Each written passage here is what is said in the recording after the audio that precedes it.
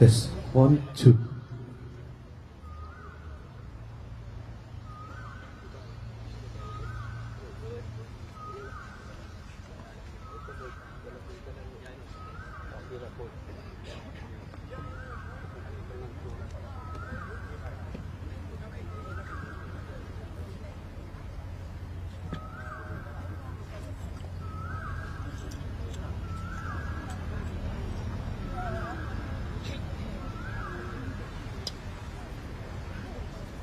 Okay, very welcome. Thank you for coming down to Bukit View Secondary School for our first Red Dot United rally for Jurong East Bukit Batok GRC. Okay, for all the residents here, maybe you can gather a little bit. Not to wait, we just pray that the rain or shine will still be here serving you. So let me welcome the candidates from RDU.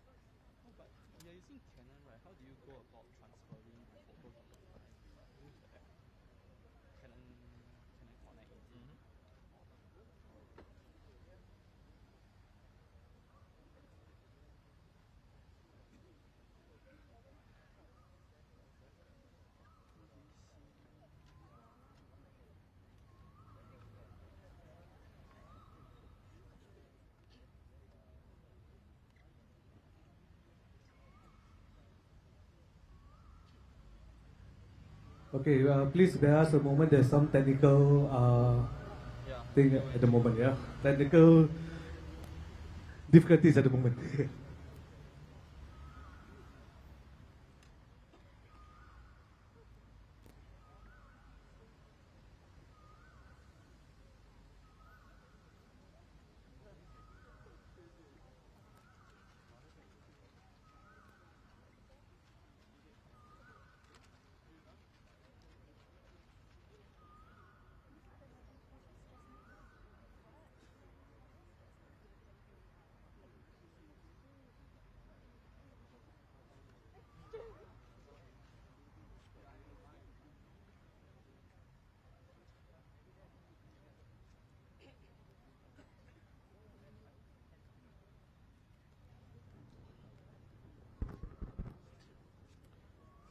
Okay, check 1, 2. Okay, once again, a very good evening to all the residents, friends, family members, and also the electorates of Jurong East Bukit Batok GRC. Let me just introduce myself. My name is Muhammad Fazli. I'll be your MC for tonight. And we will be also having live streaming over the internet. And there is also a sign language available for today. Okay, without further ado, let me just kick off the Red Dot United first rally. And let us welcome our Secretary General of Red Dot United, Mr. Ravi Philaman.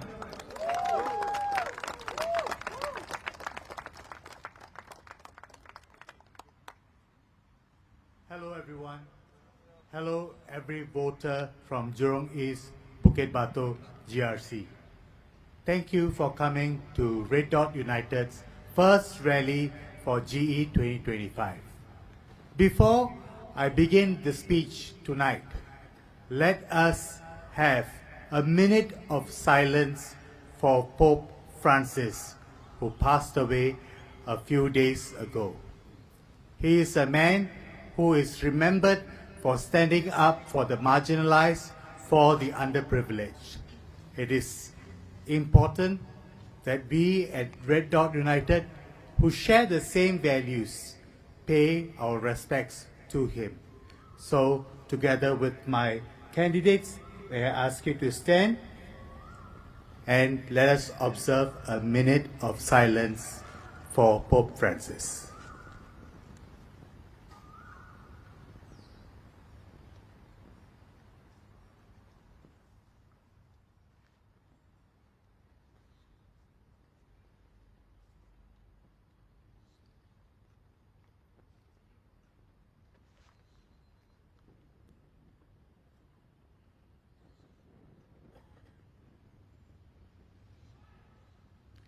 Thank you very much. As we were coming here, we got an advisory from the police that it was raining. They said that the rally would still go on, you would still be able to make all your speeches, but that there was a lightning risk.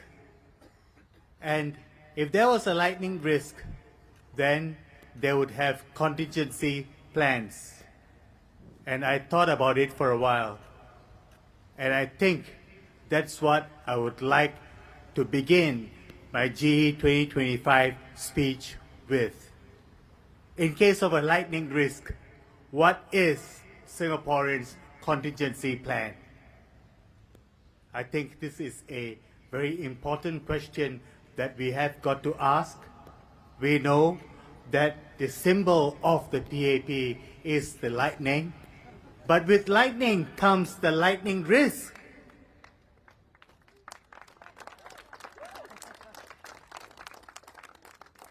In case of the lightning risk, what is your contingency plan? I think it is an important question that Singaporeans need to ask. I think it's nothing new when I say that we should not give the PAP a blank check. The Prime Minister, Mr. Lawrence Wong, in speaking to us a few days ago, maybe it was yesterday, he said, well, we should not call him Prime Minister yet, right? Because he is yet to earn his stripes as the Prime Minister. This is his first election, and he needs to earn his stripes to be called the Prime Minister of Singapore, and I wish him all the best. But as he's going to try very hard to earn his stripes, he said that just like we cannot give the opposition, just like we cannot give the PAP a blank check, we cannot give the opposition a free pass. I agree. I agree with the Prime Minister. Please don't give the opposition a free pass. This election, it is important to think not what the PAP has for you. It is important to think not what the opposition has for you, but it is important to think what is in it for you, the people of Singapore. I think that is the most important question that you need to ask yourself. Because when you go to the polls on the 3rd of May, it is never about which party is better. It's never about if the PAP is better. It's never about if the Red Dot United is better. It is always about what is better for the people. And let me tell you what is better for the people. We know that life has not been easy for Singaporeans in the past few years. We know that. We know that a lot of people have been digging deeper and deeper into our pockets. It has never been easy. In our walkabouts, in the different constituencies that we are engaged in, we are engaged in Jurong Central SMC, in Jurong East Bukit Batok GRC, in Holland Bukit Timah GRC, and in Nisun GRC. In all the constituencies that we are engaged in, there is one common thing that we hear, and that thing is people are feeling the pain in their pockets. Regardless of if you come from the bottom 20% of households, or if you are the middle income households, Or if you feel that you are slightly richer, we all feel that in the past 5 years, we have gotten a little bit poorer. And I think that's what this contest is about. When we look at the world that is around us, we see that it is changing. We see that there is a competition for power among the big powers. We see that the rules of trade, it is changing. And Singapore will be affected by all these changes that are coming in. But how do we stand strong against these changes that are going to come in? It is never going to be because you have one power or one voice in Singapore listening to all these threats. The only way we can stand up to all these threats that are coming in is to make sure that we are united as one people, regardless of race, language, or religion. That is the only way we can stand up to all these threats that are coming in from many parts of this world. To stand as one united people, we have to make sure that all the voices are heard, even the smallest ones. We have to make sure that we incorporate all the voices into the narrative that we have for this country. We have to make sure that even the littlest ones, it counts. So that is where we are concerned about. I think it is never easy to put yourselves up in a general election. You know there is a risk factor when you stand up against the powers that may be. Sometimes it's perceived, sometimes it's real, but all of us, the 15 of us here who have put ourselves here, they have done so because we feel that it is important to stand up for our people. Can I ask you to give a clap for the candidates who have, of Red Dot United who have put themselves up here? They are motivated by nothing else but by their conviction of what they feel is good for Singapore, of what they feel is good for the people. And we feel that Singapore has become largely a very unequal society. In our walkabouts, people do tell us that they feel like second-class citizens in their own homes, in their own country. We are not calling for Singapore to be closed. We are not calling for Singapore to have no more foreigners. No, that's not our call at all. We are asking that the privilege of citizens be accentuated or be increased. That's what we are calling for. We should not be feeling like second-class citizens in our own country, the only country that we have. For many of us, we have nowhere else to go. And that is what worries us. While those that are super rich, while the billionaire class, they live in freehold homes, they zip down our roads in their luxury cars, they pass down their wealth to their generations, we have to worry about our 99-year HDB flats becoming $0 at the end of the lease period. It's true. Lawrence Wong said it, that the flats of your value will be $0 at the end of 99 years. Why has it got to be so? Why can't we have SIRS for all? Why can't SIRS be selective? I think these are important questions to ask.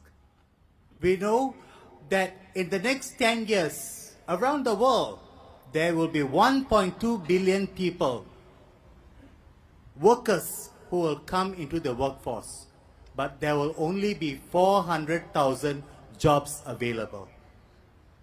Singapore, being an open, globalized city, cannot escape from this onslaught on the opportunities that will be available. which means that Singaporeans will be affected by this sea change that is coming around the world because we are an open, globalized city. How are we going to protect our workers? We are already seeing lots of retrenchments happening. Last year, this year, hundreds of people have been retrenched, and when we calculate it, it could go up to the thousands. And we find that once you are retrenched, it's very difficult for you to be re-employed, especially if you are a single mother and looking after your young child, or if you have reached a certain age. Well, I think today, if you are in your mid-40s, it is very difficult for you to be re-employed. Or even if you are re-employed, you get re-employed with a lower salary. It is not unreasonable to ask for stable jobs and steady income. Is it unreasonable? It is never unreasonable to ask that we have steady jobs and stable incomes. And that is what Singaporeans are asking for. We are not asking, we don't want freelancing jobs. Of course, there will be some who will prefer to do freelancing jobs from time to time. That's fair and fine.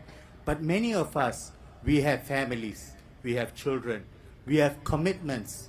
If you're not married, if you don't have families, if you are single, you still have bills to pay.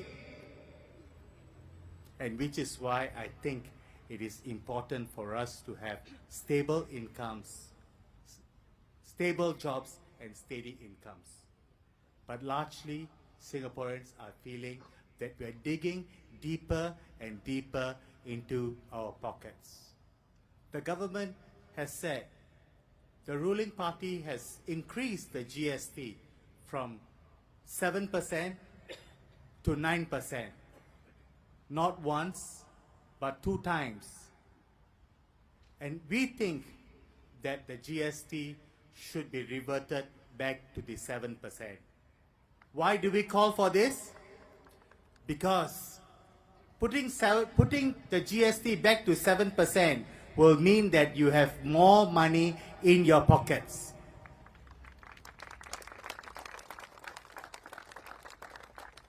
We want to make sure that Singaporeans have more money in their pockets. A few days ago, the ruling party and the government said that, well, we have the GST cash.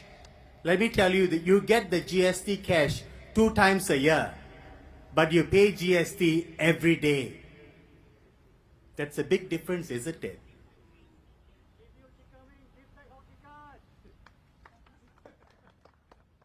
Our friend there said it. In case you didn't hear it. Give chicken wing and take back the whole chicken. Nothing new. This has been said at different times, even in different election seasons. But it is a time. That is the perception that many Singaporeans have. And I think it's time to correct some of these perceptions. It is always about you. This election is about the people. This election is not about Red Dot United. This election is about the people. So when you go to the polling booths on the 3rd of May, please remember that. It is about your children. It is about your grandchildren.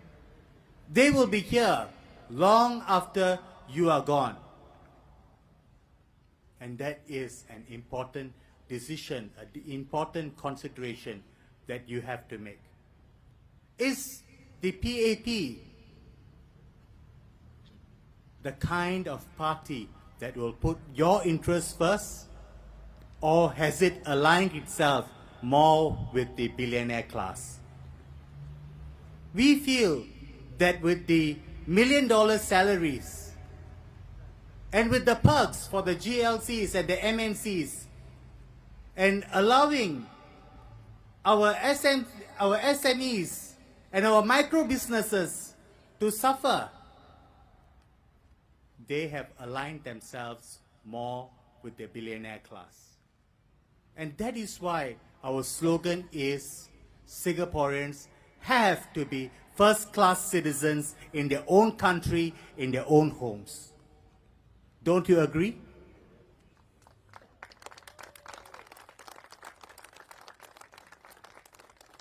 Which is why we say, make Singapore fairer for all who call Singapore home.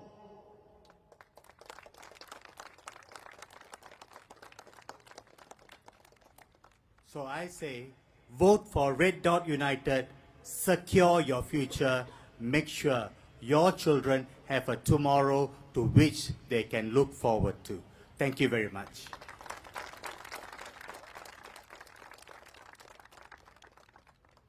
Okay, thank you, Ravi. And now for the next speaker, he is Mr. Pang Heng Chuan. He's a candidate for Nee-Soon GLC. Mr. Pang, please.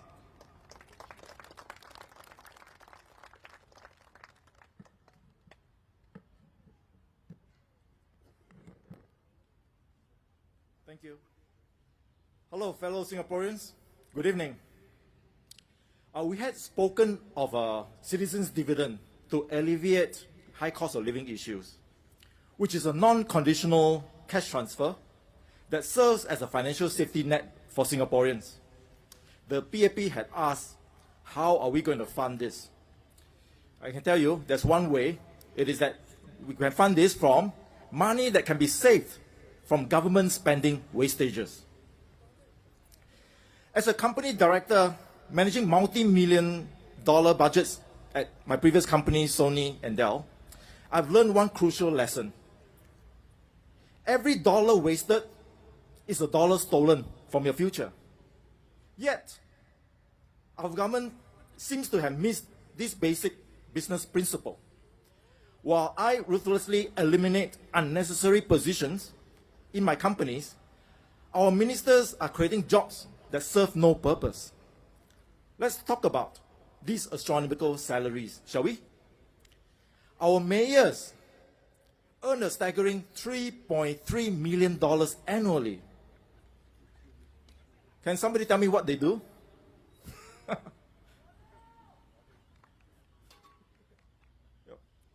And then meanwhile, we also have senior parliamentary secretaries pocketing $572,000 a year. For what?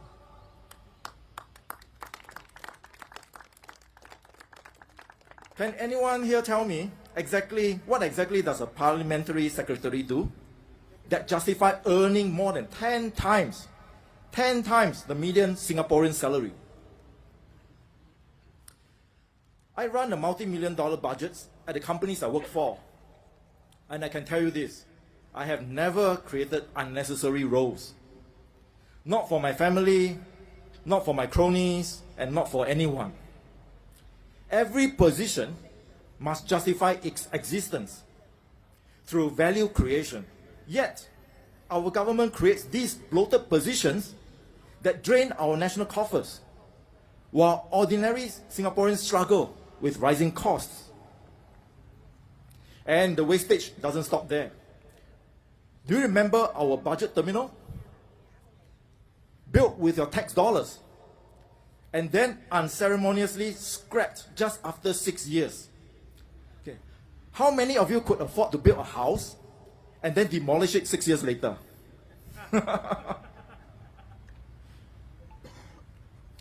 None, right? None of you can. Because, unlike our government, you understand the value of money. Now, they are spending $335 million on a Founders Memorial. $335 million. Our founding ministers were frugal people who explicitly said they didn't want any memorials. They would insist on traveling economy class. What would they think of today's ministers chartering private planes at taxpayer expenses? What are we hoping to do with this memorial anyway? Perform Qingming rituals to pray to them? Right. The ministers claim their astronomical salaries aren't connected to Singapore's high costs. That's a lot of nonsense. every dollar wasted on unnecessary positions and monuments is a dollar that could have gone directly to you. And my companies are profitable because I eliminate waste and focus on value. So Singaporeans could be so much more prosperous if we applied the same principles to governance. The choice is clear. Continue with a government that wastes your money on unnecessary positions and monuments, or vote for a future where that money goes directly into your pocket through a citizen's dividend. So the time for change is now. Singapore doesn't need more monuments. It needs a government that respects your money as much as you do. Together, we can end the great Singapore wastage and build a future where prosperity is shared by all, not squandered by a few. Lastly, I want to say, Larry, you have fallen very, very far away from Harry. Thank you.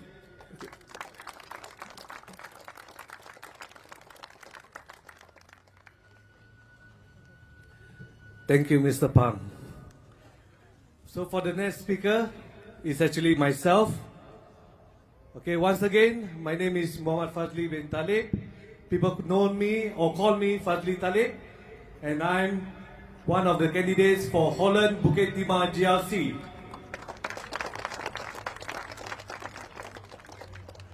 My fellow Singaporeans, for weeks, I've walked through the markets, food center around the constituency, drinking kopi, but not with the police, drinking kopi with storeholders, hearing their struggles. What I've seen and heard may surprise many of you. Many Singaporeans who believe that fairness is important. In my walkabouts, I've spoken to many hawkers, many uncles and aunties working in kopitiams, food centers, and even the markets. They work very, very hard. Sometimes they have to wake up very early in the morning when we are all sleeping at 3 a.m. in the morning just to get started for the day. And many of them finish mostly around 10, 11, and some even at 12 midnight. They tell me how is it tough to make a living. They are not complaining actually. I know them. Like many Singaporeans, they are very, very hardworking people. But some of them tell me how they are fined even for the smallest infraction or mistakes that they made, such as a box that was slightly out of place. He told me that this is a fine and he's willing to pay because it is his mistake. He asked me why the government is not fixing the problem. The problem about the rats problem in the area. He loses hundreds, sometimes even thousands of dollars every month in the business because of this rat problem. This is not about pointing fingers. Our citizens are willing to play their part, but they want a government that will treat them fairly. We do not have to be a fine city, like what people have said. Singapore, everything is fine. We need to be more gracious society. Won't you agree? And the tone, the pace can be set by the ruling party is not being transactional at all time. But also, if you are transactional and demand top dollar for everything, then you must deliver. The question to us is, Has the ruling party delivered? Well, the answer may be mixed. Some would say yes, some would say no. I know about that. Maybe it has delivered better result for the big businesses like the GLC, MNCs, than for the small businesses. I used to be a small business owner selling perfumes. It was way in 2020 during the COVID period. Time was really hard, so I had to hustle. I started out a small business perfume. I know the struggles. Many of small and medium enterprises and even micro business owners are not asking for handouts. They are asking for hands up. Can we give them a hands up, please? So that is what we at Red Dot United stands for. We need to make the landscape fairer for everyone. The small business owner who runs a small F&B outlet, just like how it is fair to Temasek.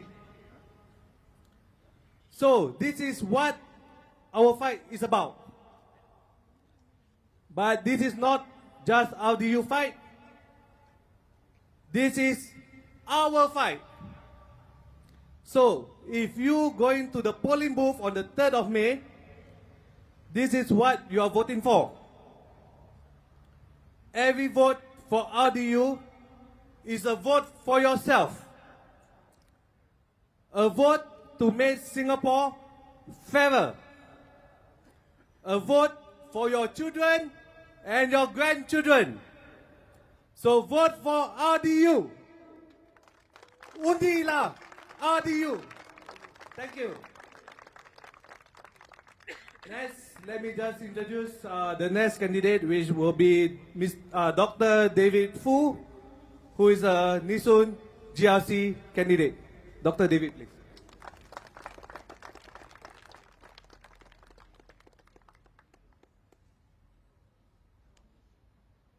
Good evening, residents of Jurong. It's great to be back. Tonight, I will speak about inequality.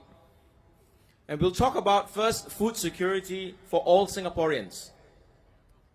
In our walkabout in rental flats, we discovered that many children are going hungry almost every evening. And this is in crazy rich Singapore. Children are going hungry. Can you believe it? People tell us that they know of neighbors knocking on their windows or their doors at home asking for food for the young children. The Singapore Pocket Money Fund from the Straits Times supports many families to get one proper meal a day.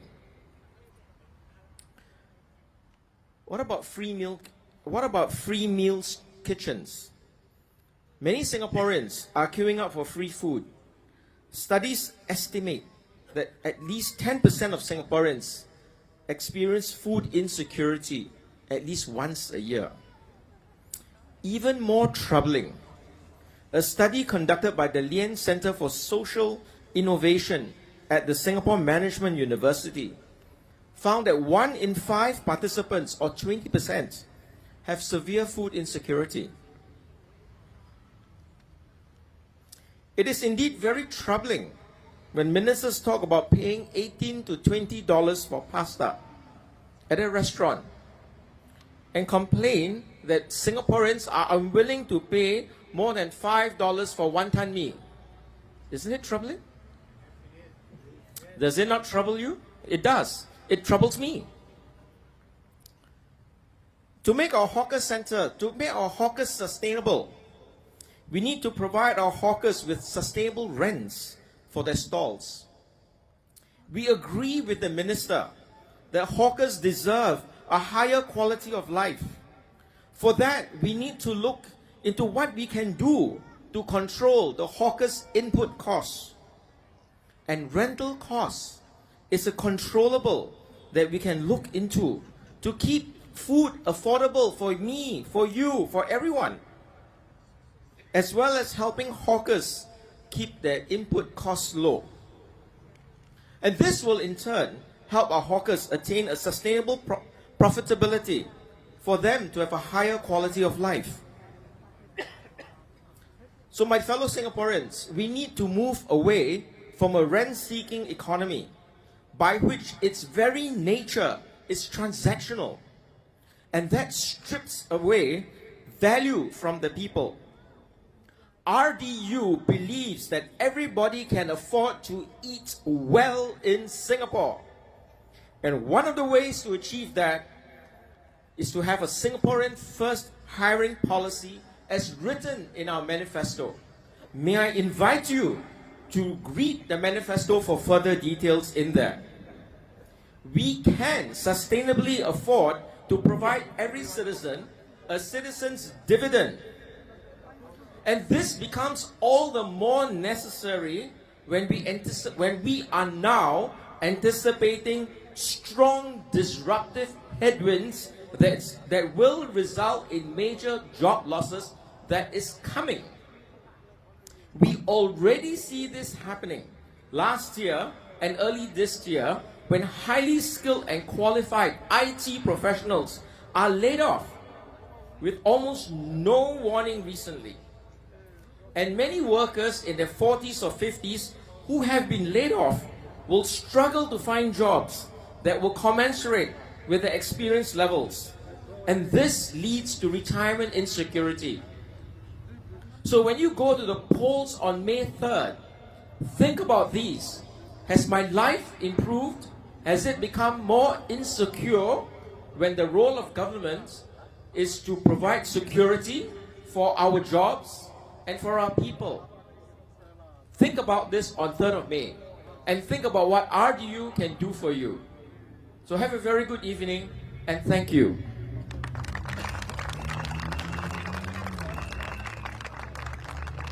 Okay, thank you, Dr. David Fu.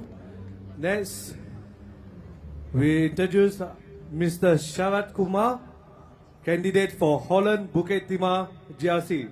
Mr. Sharat, please.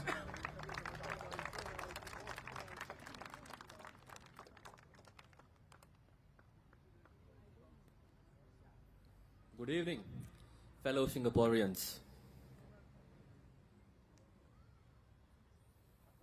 Today, I stand before you not just as RDU's candidate, but as a son of Singapore. Someone who has worn the uniform, carried the rifle, and served national service, just like many of you. And I want to ask you a very simple question. If you are old enough to carry a rifle and defend your country, why are you not old enough to vote?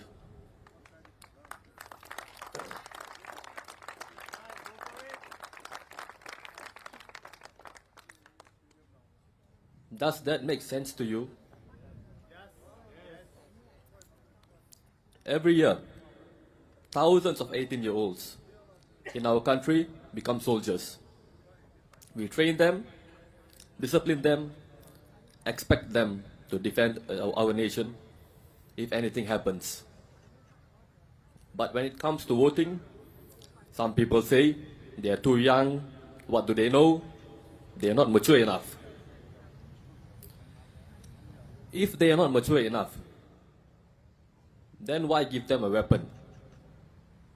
Why send them to defend Singapore?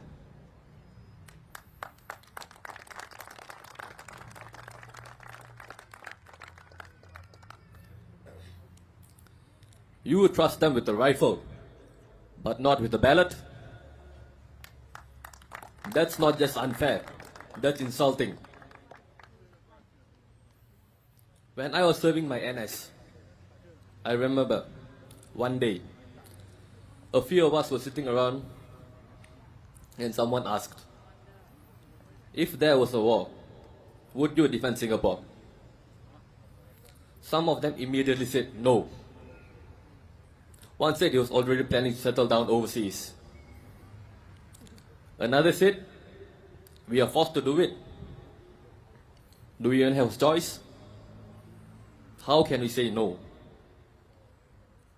And then, as usual, there's always that one guy who goes around saying, NS is useless lah. Who is going to bomb us? Just get rid of NS. Why did they feel this way? Because they did not feel ownership. They did not feel like they had a real voice in this country. When people feel powerless, they stop caring. They stop believing. They stop fighting for their home. Giving 18-year-olds the right to vote gives them responsibility. It gives them the reason to defend this country, a reason to protect their rights, a reason to protect their say in this society. It tells them, you matter, you have a stake, this country is yours to build, to defend, to love. What's puzzling to them is how new citizens can skip all of that. They come in, take the passport, take the benefits, but they do not serve. Is that fair? No. Service is what makes us one people, not just a piece of paper.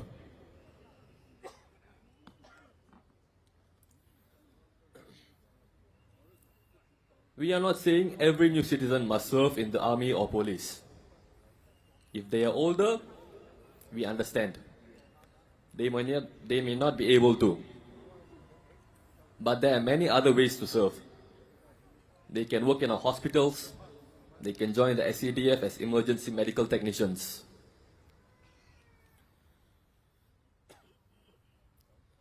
National service is not just about fighting. It is about contributing. It is about binding all of us together, no matter our background, as Singaporeans. If you want to call yourself a Singaporean, then you must serve Singapore in some way. It is always about fairness. For us young people, fairness is very important. Which is why we ask, why do we have to wait until we turn 35 to get a BTO flat? 35. By that time, some have already moved overseas, decided not to buy a house, as the price would have already increased. If you are 28, 29, or 30, working hard, saving your money, why should you not have yet the opportunity to rent or own a place of your own? Young people shouldn't have to wait for permission to start their lives. They need support. They need options. They need hope. This is why Red Dot United is proposing the rent-to-own scheme. You rent a flat now, and the rent goes towards eventually owning it. It is like paying in installments for your future. Young people should not be punished just because they want to live independently or start building their life earlier. We must give them dignity. We must give them that opportunity. Singapore must be a place, if you work hard, you can stand tall. Where no one is made to feel small, where every Singaporean, young or old, new or born here, has a home and a voice they can truly call their own. So, my fellow Singaporeans, at Red Dot United, we believe in fairness. We believe in responsibility. And we believe in giving every Singaporean, whether young or old, whether born here or new, a real chance to build a life here. lower the voting age to 18, make national service fair for everyone, give young people a real shot at owning a home. We do this not because it is easy, but because it is the right thing to do.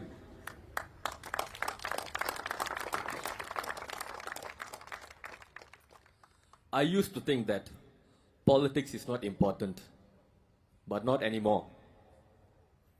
Because I have learned that politics is about how I live my life, how you live your lives, what is important to you. So when you vote for RDU, you vote for yourself too. And that is why I ask you, vote for Red Dot United.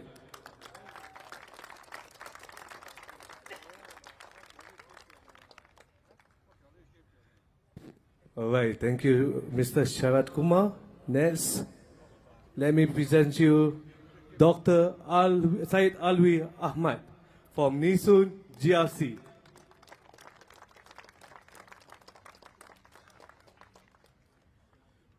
Good evening, ladies and gentlemen. I'm Dr. Alwi, the head of RDU's Malay Bureau, and I take great pride in being the head of the Malay Bureau because there are many issues of the Malay Muslim community that are important to me. Of course, most issues that we Singaporeans face are similar and common to all of us, such as the cost of living, the price of HDB, and so on. But there are specific issues that are particular to the Malay Muslim community. You know, sometimes we Malay Muslims feel invisible, or maybe just tokens. I'm not sure if this is actually true, but that's how we feel, or how we are made to feel. I hear from the ruling party that there are no halal kitchens on our Navy ships. But how can this be? Aren't we all Singaporeans? What about our pledge that says, regardless of race, language, or religion? But the Malay soldier will be as ready to give up his life as the Chinese soldier. We must be inclusive, and we should include them too. I don't know why our police women are not allowed to wear the tudung. There are many well-qualified Malay women who wears the tudung. If Australia, which was predominantly white, can do it, why not us? Why not Singapore? A multiracial, multi-religious, and diverse country. It is important for us to send a signal, and that is why RDU calls for a Lieutenant Adnan Day on the 14th of February. Lieutenant Adnan gave up his life for everyone in Singapore. He laid down his life for Singapore. At Bukit Chandu, he and his platoon men made the supreme sacrifice for everyone in Singapore. And today we acknowledge their sacrifices. Having a Lieutenant Adnan Day on the 14th of February, which happens to be Valentine's Day, will really be a day of love. It will be a public holiday in a very stressed Singapore, and this is not about only the Malay Muslim community, or what's good only for the Malay Muslim community, but it's about what's good for Singapore. RDU's aim is for a united Singapore, not a Singapore that is divided by race, religion, class, wealth, and so on. Because in RDU, there is no division of society, and that's what RDU stands for, a united Singapore. Vote for Red Dot United. I'm going to give a speech in Malay. Selamat sejahtera para hadirin sekalian. Saya Dr. Said Alwi, Ketua Biro Melayu RDU. Dan saya berasa amat bangga menjadi Ketua Biro Melayu kami. Kerana terdapat banyak isu berkaitan masyarakat Melayu Islam yang dekat di hati saya. Sudah tentu kebanyakan isu ini adalah isu-isu umum yang dihadapi semua rakyat Singapura. Seperti kos sara hidup yang tinggi, harga perumahan dan sebagainya. Tetapi, terdapat juga isu-isu khusus yang lebih dekat dengan masyarakat Melayu Islam.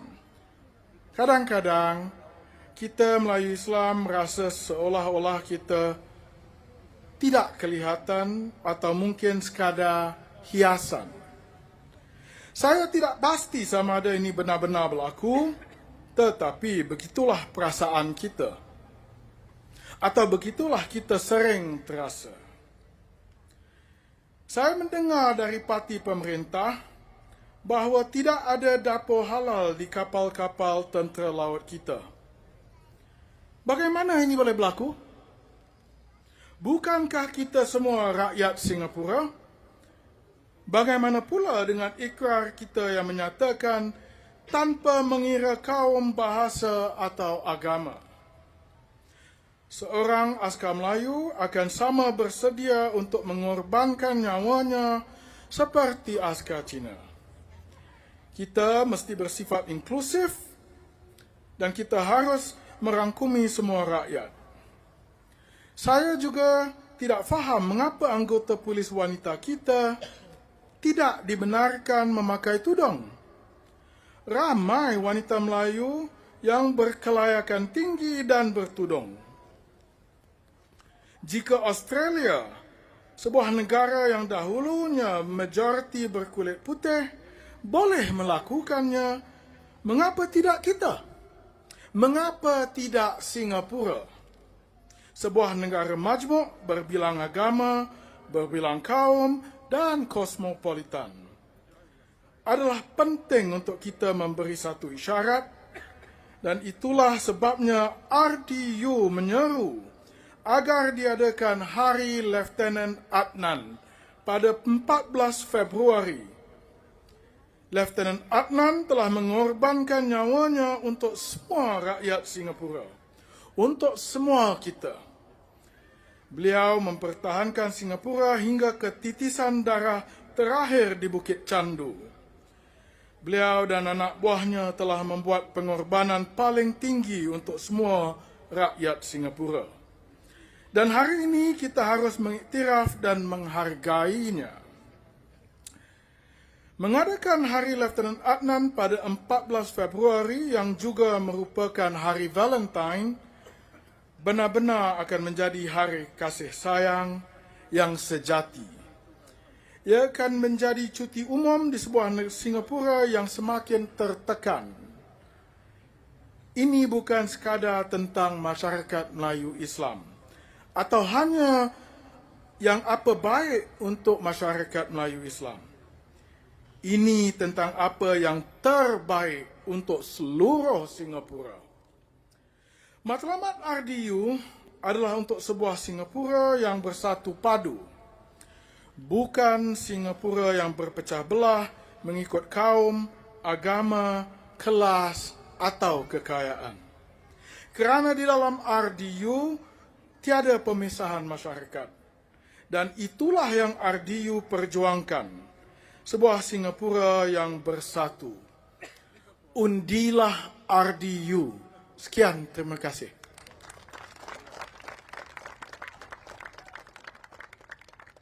Okay, thank you very much, Dr. Said Alwi. Okay, for all those residents from Jurong East, Bukit Batok, if you want to follow us on Facebook, you can do so. We have all our constituency Facebook up. RDU Holland Bukit Timah, RDU Jurong East Bukit Batok, RDU Jurong Central SMC, as well as RDU Nisun GRC. Okay, now let me just introduce to you the seventh speaker for the night, Miss Sharon Lin, Nisun GRC candidate.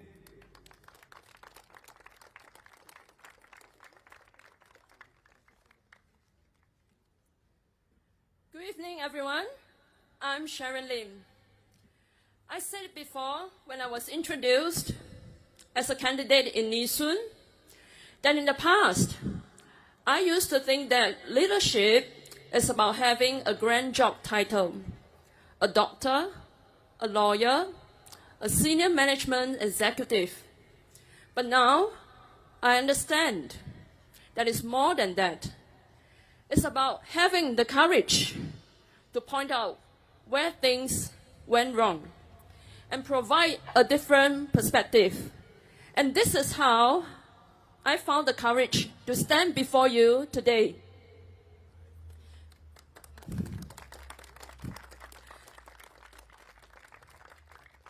So where have things gone wrong? I've been thinking.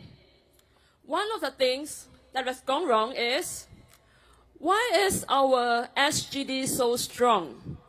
And yet we find ourselves struggling to afford a car. And we find ourselves struggling to afford a HDB, which is getting smaller and yet more expensive. And why are our neighbors across the causeway, who are using a weaker currency, but they can live in bigger houses and own cars?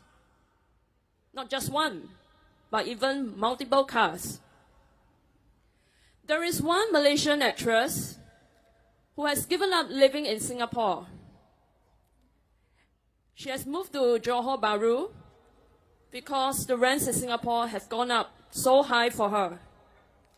And despite spending 2 to 3 hours traveling between Singapore and Malaysia every day, she still decided to move there. Why? What does that tell you about Singapore? Personally, I have friends and colleagues who have already moved to Johor. I also know of fresh graduates who are already thinking about retiring in Johor. Just think about that. They are only in their 20s, and yet they are already thinking about that. They also tell me they want to own a car in Johor, not in Singapore. We also know that many Singaporeans are seeking medical and dental services in Malaysia. There is a Johor-Singapore Comcare Association. It is set up to look after the medical and healthcare needs of Singaporeans residing in Johor Bahru. And let me tell you, if such an association can be set up in Johor Bahru, it shows us that the number of Singaporeans who are living across the causeway is not a small number.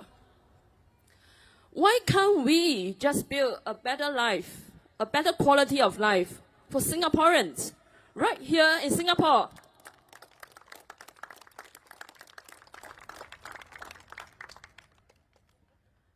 While non-citizens come to Singapore and set up family offices, some of these family officers, they are involved in money laundering activities. One such case was discovered last year. It involved 3 billion of funds. And while they have been given tax benefits, what have we Singaporeans been given?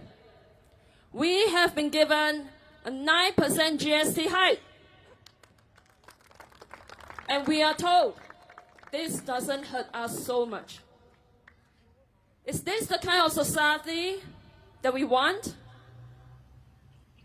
This is why Red Dot United calls for Singaporeans to be treated as first-class citizens.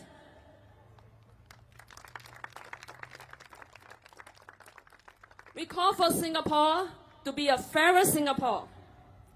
Singapore should not just be a playground for the elites and the super rich. Singapore must be able to provide a better quality of life for the majority of Singaporeans of ordinary Singaporeans whose hard work must be respected and must be valued. Vote for Red Dot United. Thank you.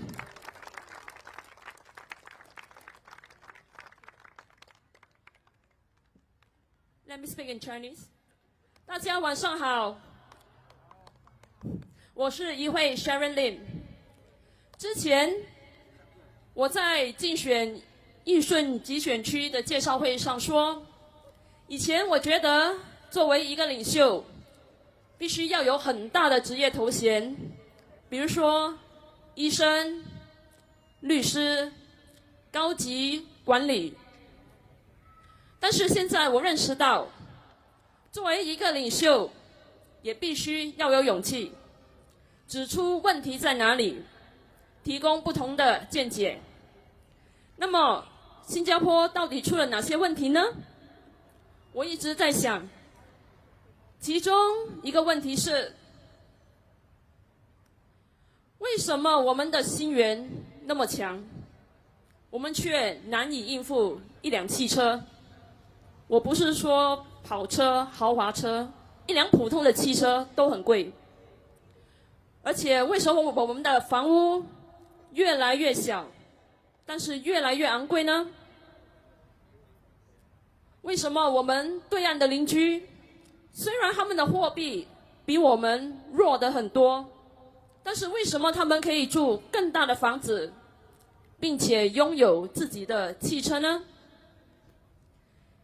有一位马来西亚女演员，她放弃生活在新加坡，决定搬进新山，因为她说新加坡的租金太贵了。尽管她每天需要花2到3个小时来回新加坡，她都愿意那么做。为什么？这告诉了我们什么？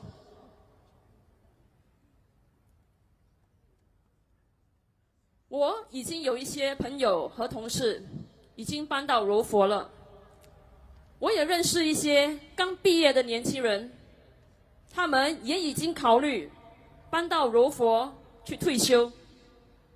大家要想想，他们才仅仅20多岁，但是他们已经这么在想了。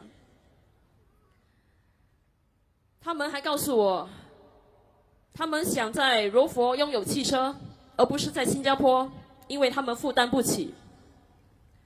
很多新加坡人也到柔佛去寻求医疗和牙医的服务，更有一个叫柔佛新加坡关怀协会 Johor Singapore Comcare Association， 它的成立是为了照顾在柔佛数百名新加坡人的医疗保健需求。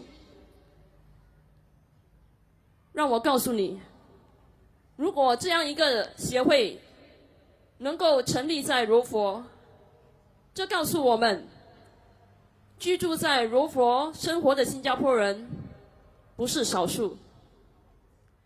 为什么我们不能在新加坡为新加坡人提供更高质量的生活呢？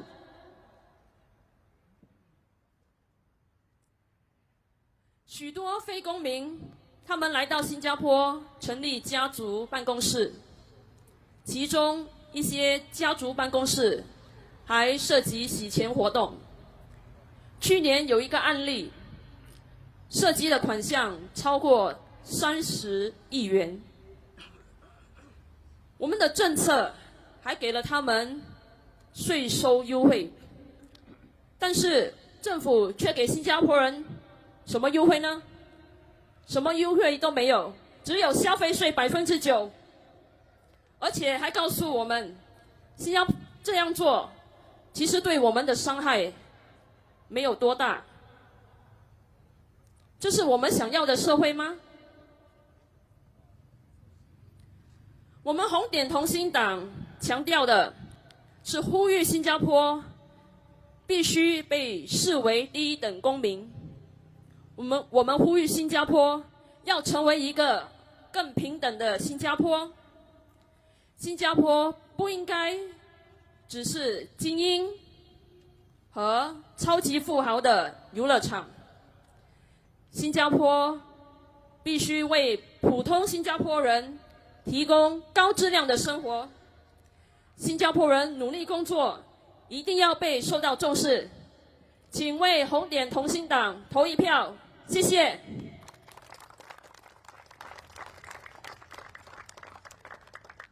Okay, thank you, Ms. Sharon Lim. Okay, now next, for speaker number 8, we have a strong lady who's standing alone at Jurong Central SMC. Let me present to you Ms. Kala Manikam.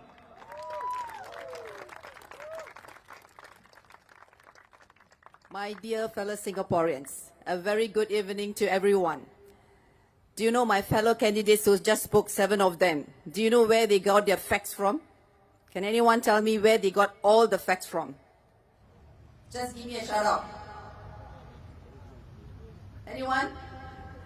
You should give a round of applause to yourself, Singaporeans. All these facts came from none other than we Singaporeans.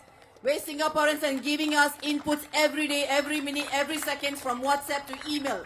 Everything, every information is coming from you. All we did is consolidated. And we Singaporeans know every single details. Even the newspaper doesn't know. Because you know, right? They need to censor certain things, okay? So where I'm coming from, in order for us to have to this change, we need to do something.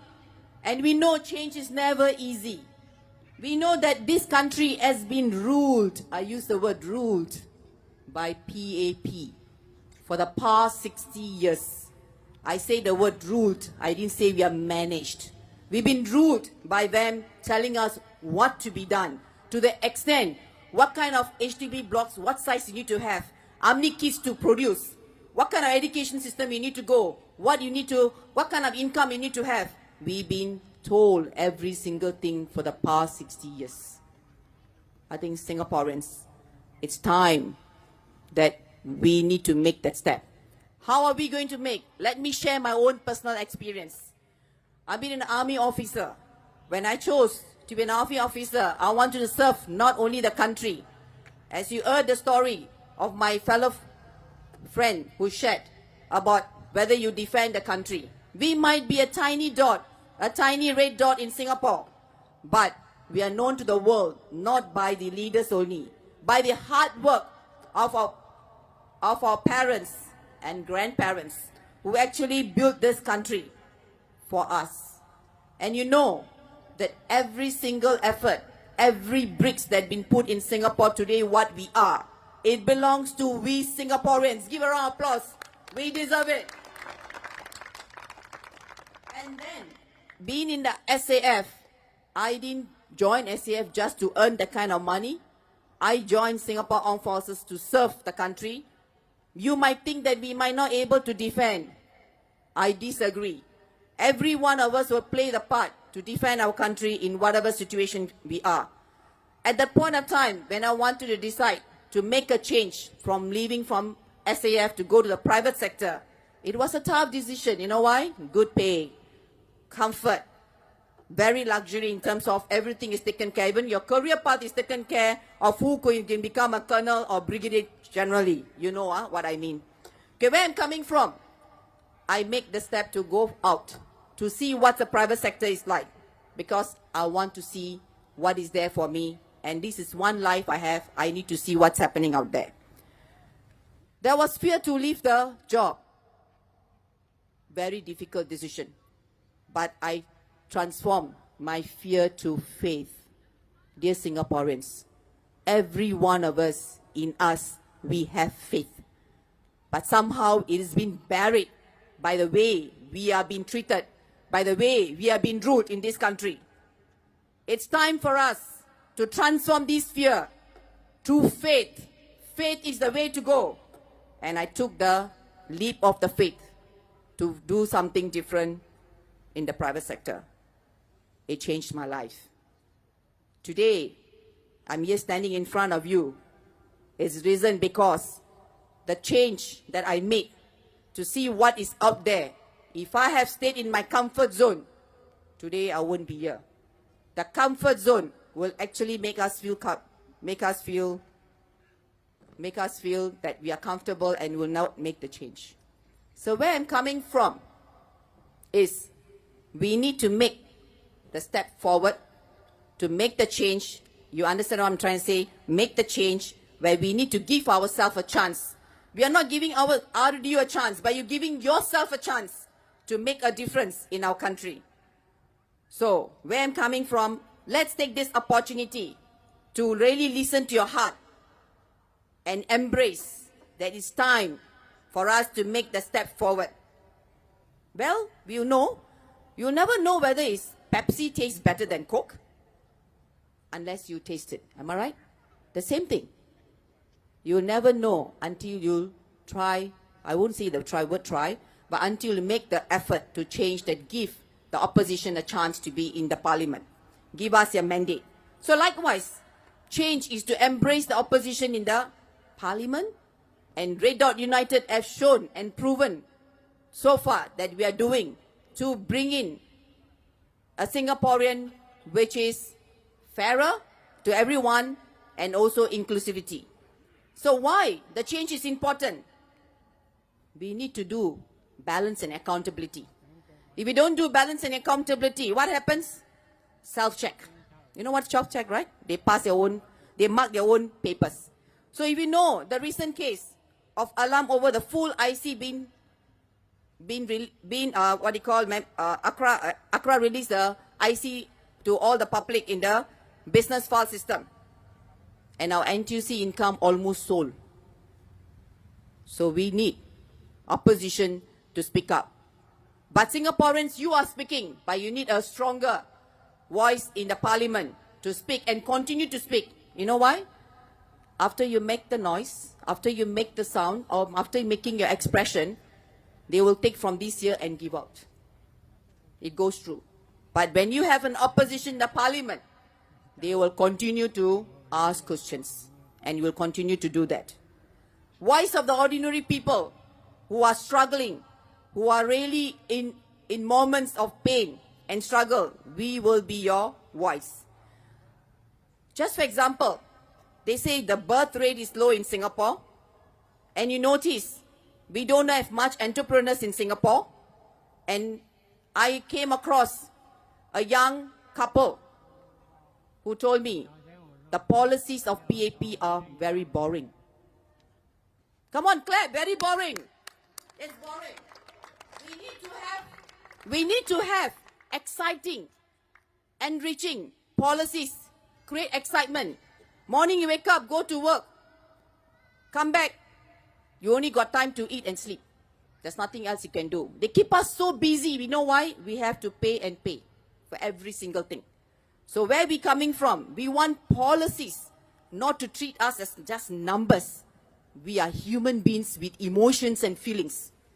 So it's time for us to make this decision, to go forward, to say to ourselves that we need this decision to make a change, because I want to be treated like a human, not just mere numbers in Singapore. Next thing, opposition will be the insurance for the country. You need to back up. We all buy insurance for our medical. We buy insurance for our accidental plan. We buy insurance for crisis cover. Did we buy insurance to actually check on the party and PAP?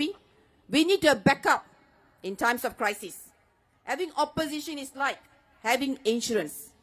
You hope you don't need it, but when problem happens, bad policies, mistakes, there's someone there to speak for you in the parliament and bring up every single thing so that we will do the best for you. Lastly, I want to say something. We need to prepare for the future. Like our Mr. Lawrence, so-called Larry, right? Okay. Said in his speech, okay, he actually said they actually bringing in 32 new candidates who parachuted in from public services, who could be forming the 5G for them. Good. Well done. If one day the ruling party, sorry, now they are not ruling, one day the PAP got weaker and there's a crisis hits, having experienced oppositions in the parliament, they were able to salvage the situation and continue to manage the parliament and manage the country in a manner where it smoothly function and there will be no disruptions. So our future planning is also, you need to have opposition in the parliament. Bring in Red Dot United inside. Make sure that if anything goes wrong, we are there to sail through. We will not let the ship sink. Singaporeans, on a softer note, I want to say this. I feel the pain and the struggles and the fading hope of every Singaporean. The hope that one day we want to rise above of what we are today. We are kind of living a life with miserably suffering every day where there's no peace of mind. You know what I mean. I need not share with you in details. Every election, there is a search for high hopes. We are lifted like a balloons, soaring up into the sky. But little do we realize, slowly, quietly, the air is sucked out by PAP. They sucked out by every single thing. Job, high cost of living, stressful education system, and on I can go on, which you all know better than me. Eventually the balloons will fall back down, and with them come down deep hurt, disappointment, and even more struggles. My dear Singaporeans, enough is enough. As an educator, there are many nights I went back and cried. I felt helpless when I see my participants, the pain they go through and the pain they share. It's very hurting, and I feel I could not help them. So, dear Singaporeans, it's time for us, the people of Singapore, truly become the first-class citizens in our own home. This is our country and this is our home. It's time to build a fairer and more inclusive society where every voice is heard, every dream is respected, and no one is left behind. Vote for RDU. Thank you. I'll just read a simple speech in Tamil for my Tamil fellow Indians here. Vanakkam. மாற்றம் நம்மளுக்கு சௌரியமா வராது. எந்த மாற்றம் நம்ம செய்ய போறோமோ அது ரொம்ப கஷ்டமாக இருக்கும். ஆனால் இப்ப நடந்து கொண்டிருக்கிற நம்ம ஆட்சி PAP 60 வருஷமாக நம்மள ஆட்டிக்கொண்டிருக்கிறார்கள். ஏன் அதை சொல்றேன்னா, அவர்கள் சொல்றதா நாங்க செய்யறோம்.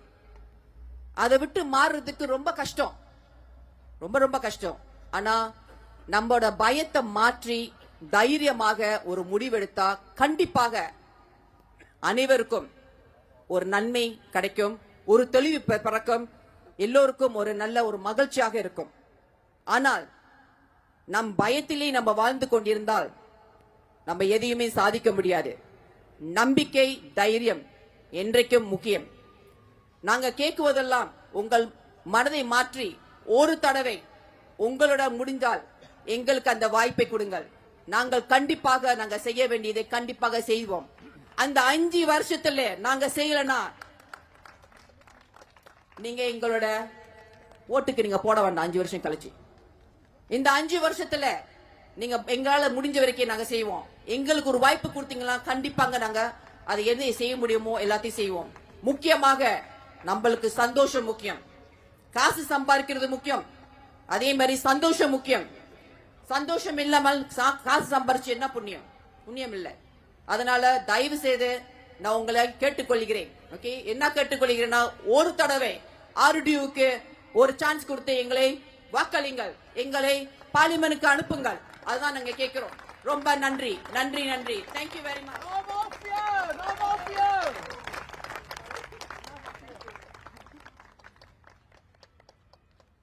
Wow, that was a feisty one. Okay, to all fellow Singaporeans who attend to this rally, just to let you know, we do have donation boxes that will be held by our volunteers by the exit. Do feel free to donate us generously so that we can continue this fight. this fight is not just for Audi alone, like what I mentioned earlier. This fight is for you, for your children, and for your grandchildren. Please do donate us generously.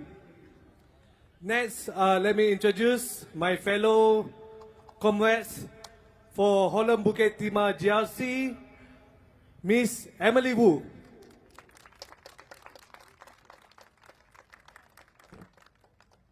新加坡朋友们，大家好，晚上好，我是胡佳颖。今晚我想和大家分享一位居民的故事，我们暂时称他为沙米先生吧。上个星期，我和我的队友在荷兰武吉芝麻集选区一个小贩中心遇到这位先生。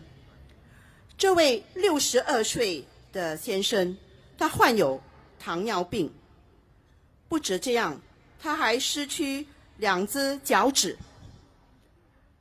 那么由于他的情况，他不能工作，很困难的找不到工作。那每一个月，他仅仅靠社区关怀计划收到500块新元过日子。试想，每个月500块够生活吗？够不够？当然不够。他把这500块里面的300块花在生活费上，就是说那个水电费，还有那个租金，给家人一点点。那么这个500块之内呢，只剩下200块。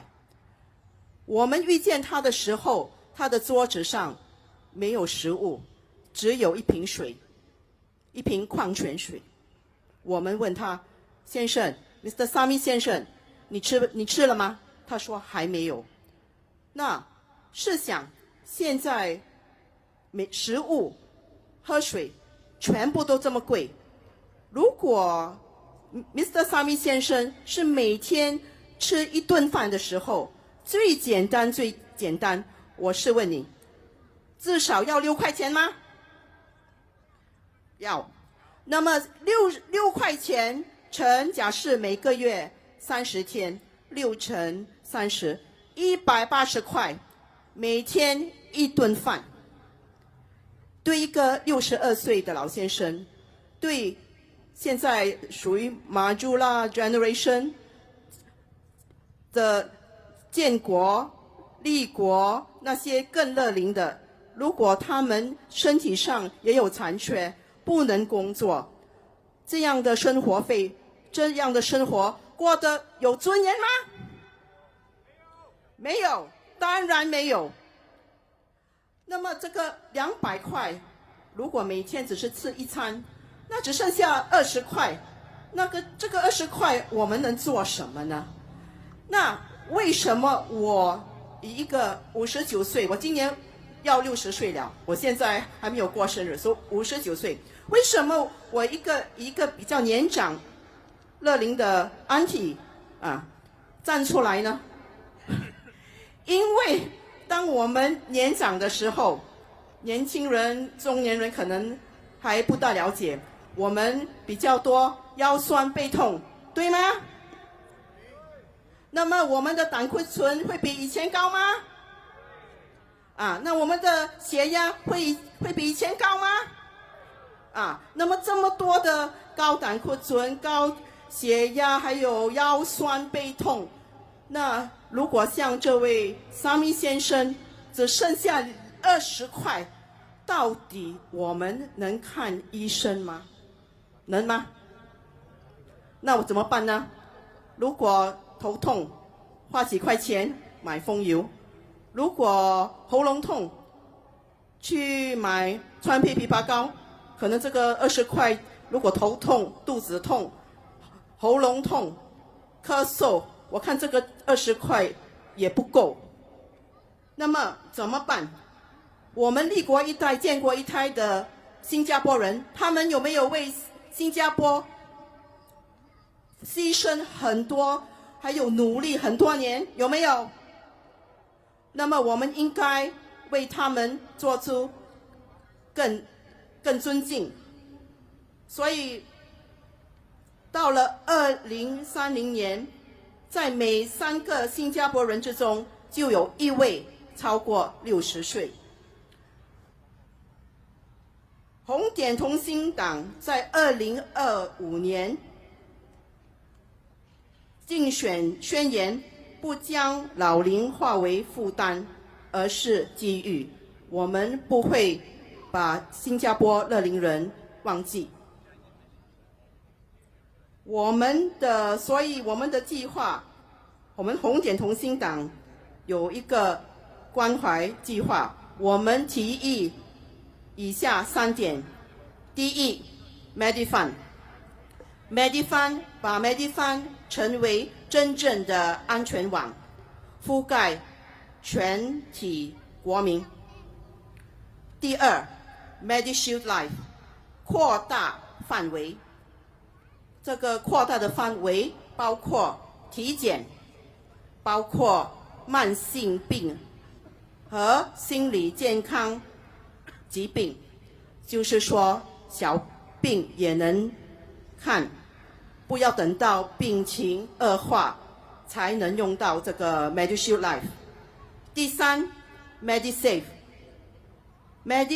应是用备用金，而非主要支付手段，就是说，我们要缓解那些家庭不要用太多的这个金钱去付那个医药费，不然他们真的很辛苦。所以大家，我们要尊重立国一代、建国一代，还有现在新加坡也是比较逐渐老化，我们红点同心党要用行动致敬建国一代，我们大家要致敬建国一代、立国一代。投票于红点同心党，给我们一个机会。Vote for Red Dot United， 投票红点同心党，谢谢大家。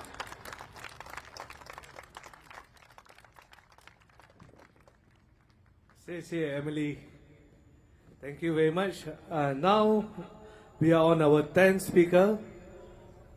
He's what I call a big brother to me, Mr. Nizar Subair from Holland, Bukit Timah, GRC. Mr. Nizar, please.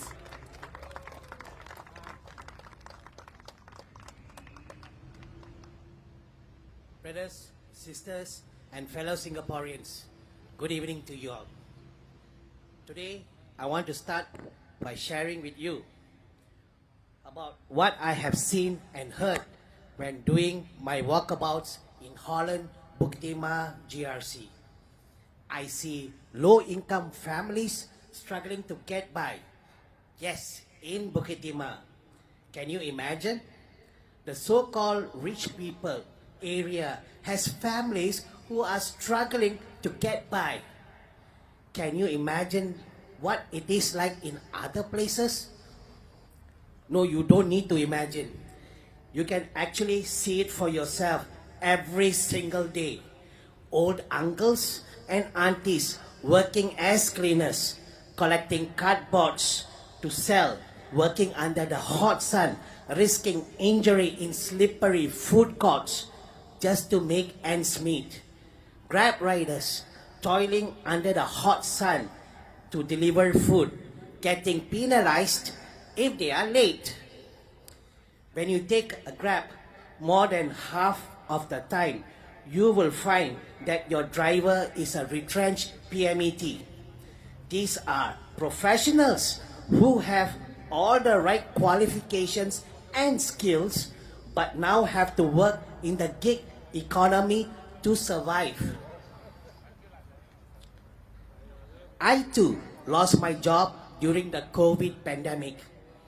In the prime of my career, just like that, just like so many people I have met during my walkabouts, lost their jobs with no protections, minimum benefits unable to find another job.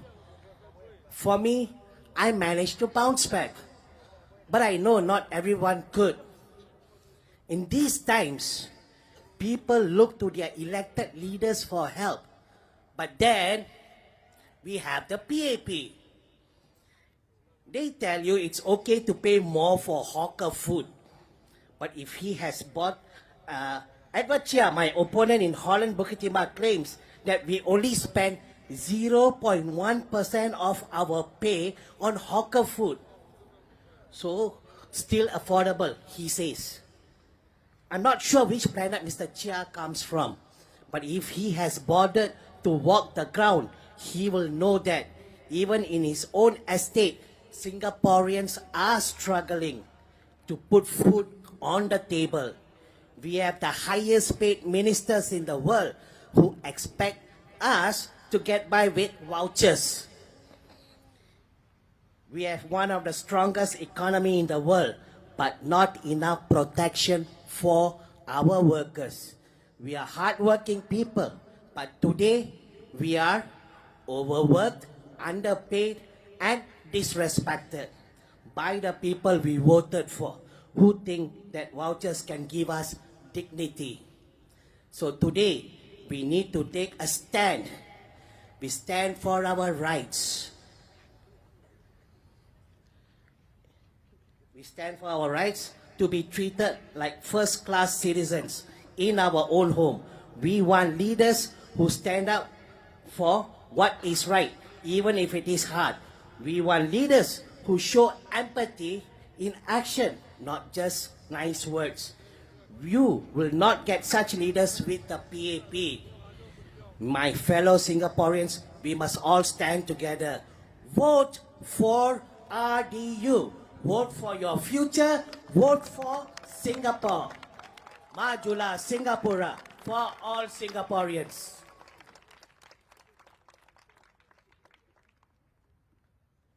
Thank you, Mr. Nizar. So, my fellow Singaporeans, you have heard from all the 10 candidates from RDU, from Nisun GRC, from Holland Bukit Timah GRC, Jurong Central SMC, and now I am honored to present to you the candidates from RDU representing the resident of Jurong East Bukit Batok. Come on, resident Jurong East Bukit Batok, you can do better than that.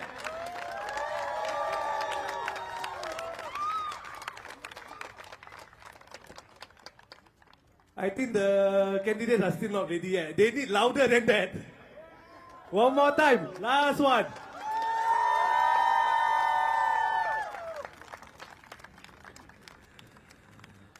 Okay, first candidate from Jurong East Bukit Batok GRC.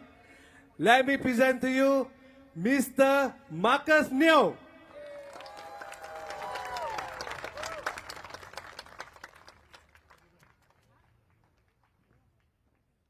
Đại家好，我是梁凯杰。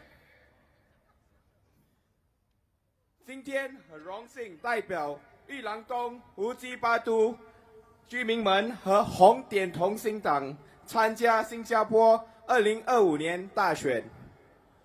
我从小就和父母在家庭是说英文的，所以我今晚就会用英文继续。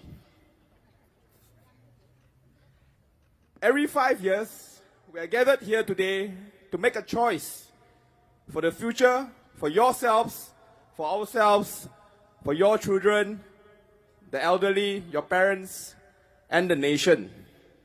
As of this year, I am 33 years old, or years young, if you will. I've been to the voters' booth twice in my life, but as fate would have it, for the third time going to the voters' booth, I am putting my name up for candidacy in opposition politics. Some of my friends here, I know they've came, right? They know me through my 20s. They know me as a businessman, as an entrepreneur. Never once they thought that I would come to join politics, much less opposition politics. Why I joined opposition politics? Let me tell you why. In the last 5 years, I've observed that there were many legislations pushed through in Parliament without concerning the different voices and segments of society. They may be small, but they are important nonetheless. In Chinese, they call this 一手遮天. So, the issues in this election are clear. But today, I'll just talk about one big issue, because I want you guys to come for all of our 4 rallies. Okay, so let me talk about something that's very close to our heart. And I believe the residents of Jurong East, Bukit Batok, it's one of the highest population when it comes to the heartlands. The topic will be about housing, a roof over our heads. I see many young Singaporeans here, some of them middle-aged, many young, they look like they're just graduated or they're just still studying. But for all of us, housing is something that is close to our hearts. And increasingly, for young Singaporeans, owning a home today is not as a straightforward process as it was as compared to my parents' time. Trust me, I've had that debate many times. And today I shall speak from personal experience. I've went through the BTO system twice last year with my partner. And fortunately or unfortunately, they've both failed. I mean, if I've succeeded, maybe I won't join opposition politics, right? After all, 5 years, MOP, you sell, you make money, you keep quiet. Okay, so in May 2024, the project I applied for was in Tampines, matured estate. Very far from here, I know. And you may say Tampines is a matured estate, right? It's in high demand. Everyone also wants to chiong and get. And that's true. The numbers speak for itself. How many applicants to 1 4 or 5 room flat? Can you guys make a guess? How many applicants for Tampines? I know you guys live in the west. Yeah, Tampines might sound like Pulau Tekong or somewhere far away from you. So the shocking number is this. Okay, all this is data. Okay, I won't bluff you one because I also don't know kena POFMA lah. Okay. So it's 8 applicants to 1 house for 1 BTO exercise. 8 applicants. Can you imagine it? How can our young Singaporeans feel secure when they are facing high applicant ratios when it comes to housing? But some may argue, okay lah, Marcus, you apply Tampines, very high in demand. Okay, maybe you try somewhere else, Sengkang, Punggol, and that was what I did for the next exercise. Okay, in the next exercise in July or June, I applied for one in Sengkang. Sure get one lah, right? Some of you may think sure get one, because it's a new estate. But the numbers speak for itself again. It's 4 applicants to every 1 house. Today, oversubscription is a reality that we cannot ignore. The data has shown for itself. For every 8,000 flats in the there's 8,000 flats in the October exercises, and there's 35,000 applications. Now, the PAP government has launched Forward Singapore. I think some of you may have heard for it or even went for it. They speak much about national identity, social cohesion, and a Singapore for all. Well, that's good effort, right? You got to give them some props.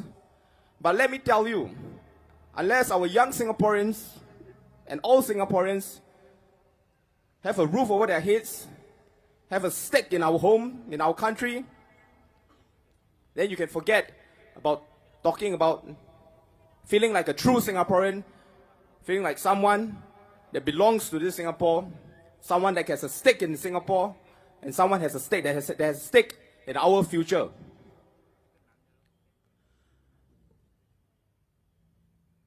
The only way to have our young, middle-aged, and old, committed, dedicated, you've heard my colleagues, many young Singaporeans, my peers alike, they've decided to move overseas, or some maybe they think, okay, let's stay in JB, it's cheaper, less stress.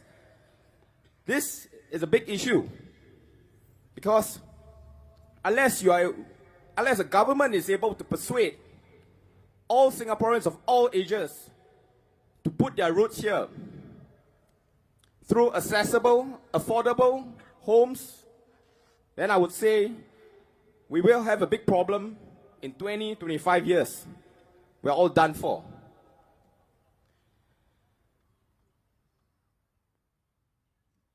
Now, just yesterday or this morning, I was doing my walkabouts in Bukit Batok West Hawker Center. You will be surprised at the feedback, okay? Because when sometimes I speak to my parents' generation, they say like, oh, we've made money from our flats. 300K, 400K, just like that. And this is why we will continue to vote the PAP. So I spoke to a very elderly resident this morning in a hawker store. He's probably retired, he has grey hair, and he's probably, money and housing is not a concern to him. And I asked him, other than municipal issues, such as Bukit Batok, their buses and stuff, what other concerns do you have as a Singaporean, as someone who has lived most of his life, who is in his golden days? What are you concerned about? And I was pretty surprised at his answer. He was concerned at our infertility rate. You guys have read the reports. You guys know that we are not replacing ourselves. And this issue is very deeply connected with housing policy. I am 33 this year. I failed twice in my BTO. Imagine if I were to get one later on this year, I have to wait 3 more years. When can you expect young Singaporeans to have babies? Then I will be 36. My partner will be in her earlier 30s, but still not too late. But for reasons, we will want everybody to have babies earlier, right? I think everybody would agree with that. Well, it's not just BTO pricing. A well-known publisher in Singapore has published that our housing prices is 4.5 to 4.7 times of median income. This is much more than the international standards of 3 times. And, well, there's nothing wrong with making money from property. Well, I'm speaking to the more middle-aged here, those that have gotten their BTOs and, so-called gotten the lottery ticket, if you will. I think everybody here would want to be property huat kueh. I also want, okay? But here's an appeal to perhaps my parents' generation, to the older folks who've made their paper profits or realized profits on resale HDBs. Perhaps it is time to pause and give some reconsideration and ask yourself, where can this eventually lead to? If you want to bring our nation's fertility rate back up, you want to build families that are grounded, rooted here in Singapore, that people that are willing to say, yes, Singapore is my home, then we can't have this musical chairs that is eventually going to tumble one day. We can't have the uncertainty, the long BTO waiting times, and skyrocketing prices. Relooking housing policies is something that RDU and Red Dot United will push for in Parliament if elected. My team and I will make sure that a roof over our heads for all Singaporeans remain affordable and accessible for all. Today, I speak not just for the residents of Jurong East and Bukit Batok, but for all Singaporeans. Well, as you guys have known, the recent tariffs by the Trump administration have shaken us. But the issues Singaporeans face at home have been front and center of our minds even before Trump's second presidency.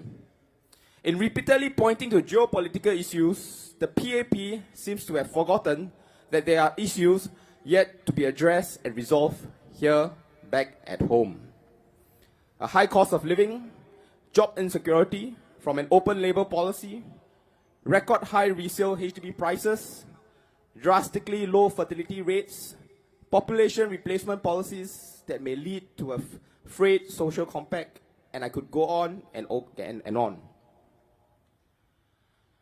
Talking about social compact and social cohesion, you guys might have read the news today. Less than 32 hours ago, our government had to step in and deal with some, perhaps, foreign election interference. In today's rising geopolitical issues, there is much at stake. In my opinion, and in RDU's opinion, let's not get the population riled up over age-old issues of race, language, or religion. We should rile up the population over innovative ideas and a vibrant economy and push our young Singaporeans to take more risk.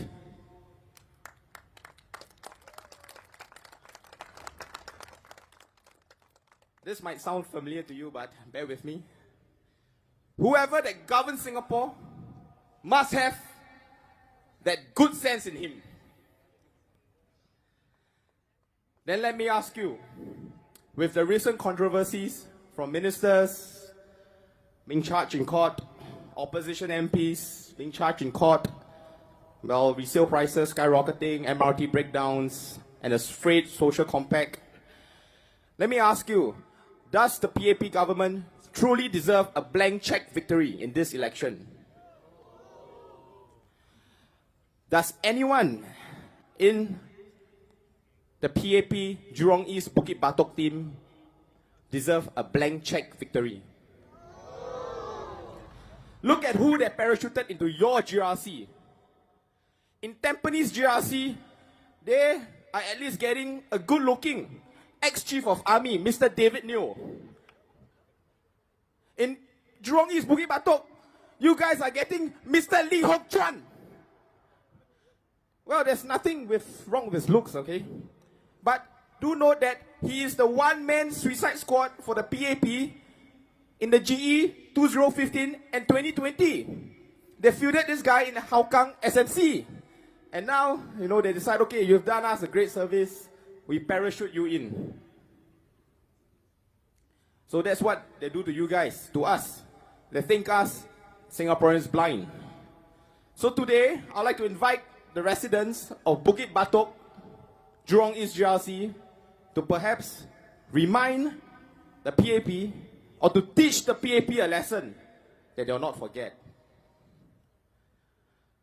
Today, there must be a pivot, not in a reactive sense where we merely wait and see, cover up, and shell up in over-pessimistic safety. While there is nothing wrong with conventional markers of success or even privilege, if you're born into it by God's given gifts. Well, I made my first headway into business not because I was born into a family of wealthy parents, had connections from the elite class, or received the cozy comforts of a prestigious education. I did it as an ordinary Singaporean through grit, perseverance, and constant reiteration. Today I stand before you as the son of a fishmonger, as a son to a mother who worked her way up from an entry-level clerk to a manager. I am an ordinary Singaporean. I know how it feels like to feel like you are going nowhere despite how hard you try. Today, Singapore stands at a pivotal moment. Your future, your family's future, and the future of all Singaporeans isn't just in one person's or one political party's hands. It is the burden, pride, and responsibility shared amongst all Singaporeans. They are your students, the working adults, the retirees, the single, the married, the graduates, the non-graduates, the successful and the downtrodden, the young, the middle-aged, and the old. This is a diverse representation and pioneering spirit that I wish to bring forth with my candidacy. My name is Marcus Neo. Vote for RDU. Vote for Red Dot United. Vote for Singapore. Thank you.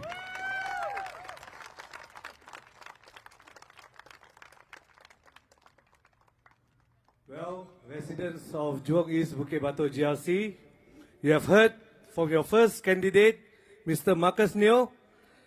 Now let me introduce Mr. Havish Mohanadas.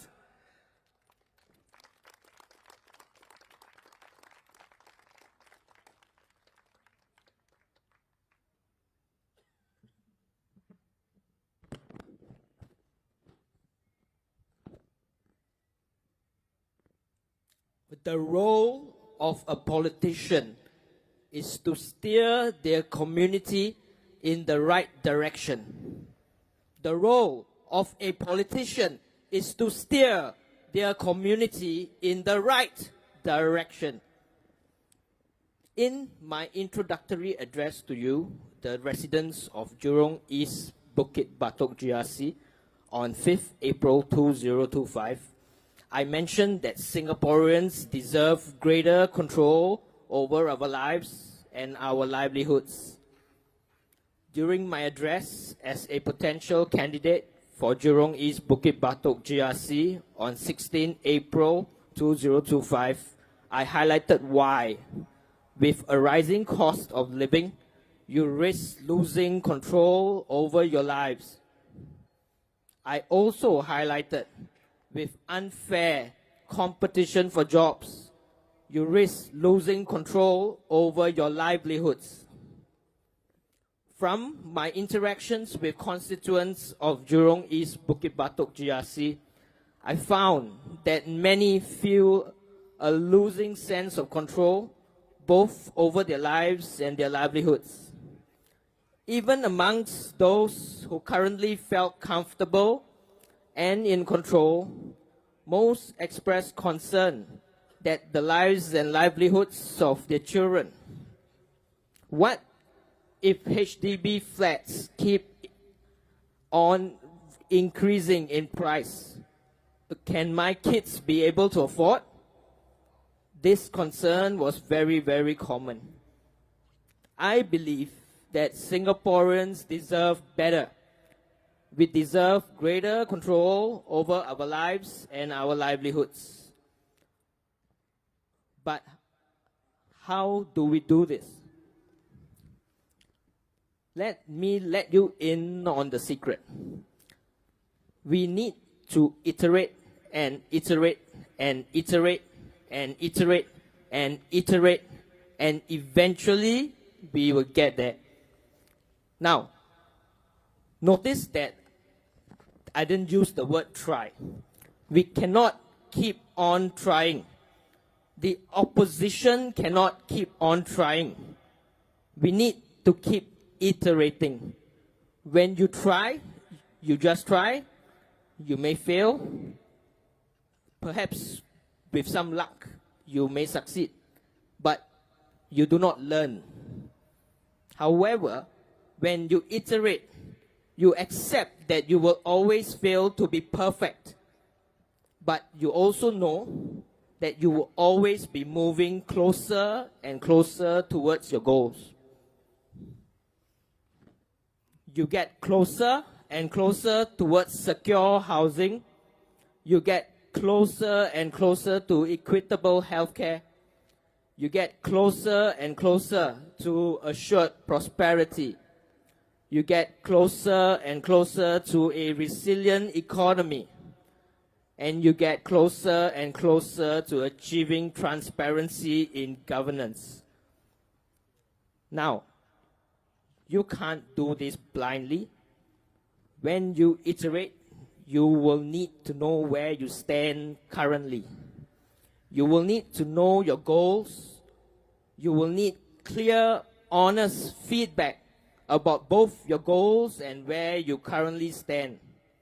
And then you will need to work on closing the gap. This is just one cycle. You will need to keep doing this in cycles and cycles until the gap between your goals and where you stand is small enough such that it no longer matters. Then you can take it that you have achieved success. This is the way that you work towards your goals. Those of you who have been successful will recognize this pattern. And those of you who do not yet feel successful can take heart that this is the route to success. But what does this picture miss out? It misses out the fact that you need to survive each iteration. It misses out that you don't have all the time in the world. You need to survive, and you need to keep track of time. However, for the elites, the well-connected, and the super rich, they can keep iterating with little regard for survival. With their wealth, status, and the system in place, they can buy your time and make it work for them. But for you and I, we must make sure that we survive. We must always be cognizant that we don't have infinite time.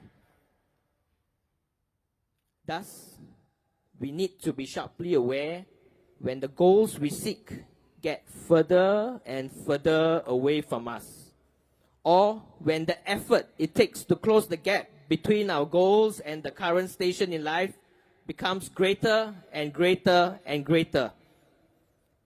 And that is when we need a new social compact. This is what Red Dot United brings to the table with its proposals. Make no mistake, there will be those who try to distract you with reductionist analogies and try to fool you, but you need to remain steadfast. The question is, are your goals getting further and further away from you? The question is the effort that it takes to close the gap between your goals and your current station in life getting larger and larger and larger? And this, I reiterate again, is when you need a new social compact. And here at Red Dot United, this is what we bring to the table with our proposals. Thank you.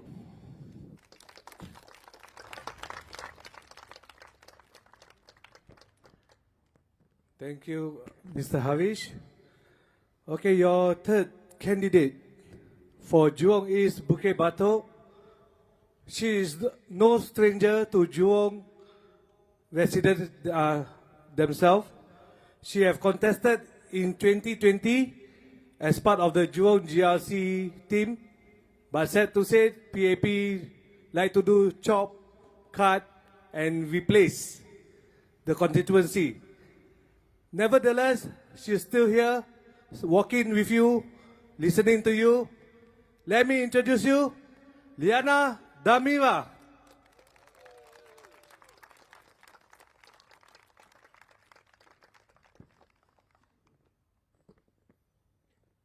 I'm going to give two language speeches today, but given that my adik just sat down, I'll give her a break first.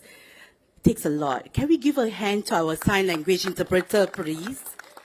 Louder, please. They use their hands to sign.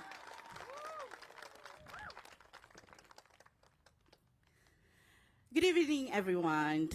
I'm here again. My name is Liana. I am still fulfilling my promises for Jurong GRC. Oh no, now it's a new GRC, Jurong East Bukit Batok. Now let me begin with a simple but important question. Have your lives improved over the last 5 years?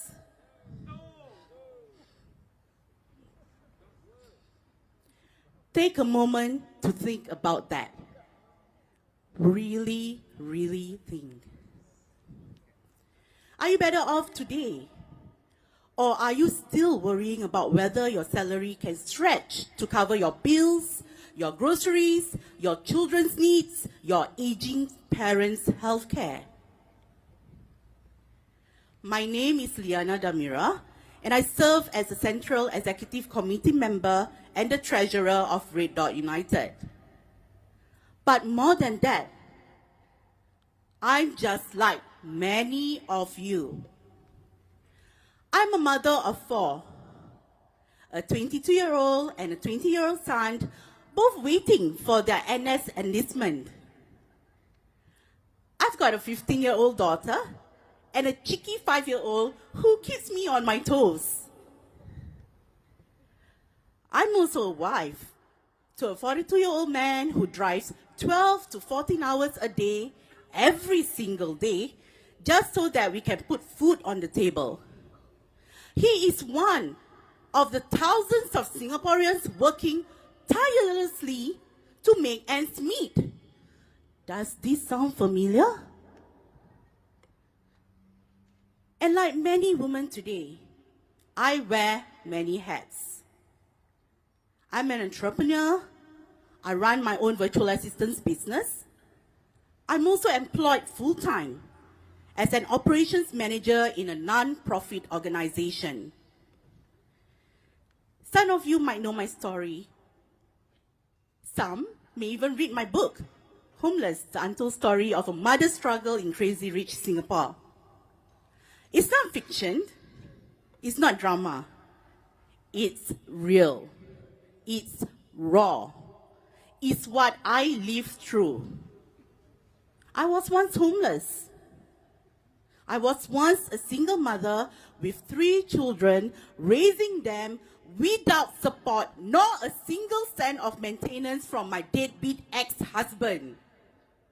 Just greed, resourcefulness, and determination. I pulled through. My children and I, we move on.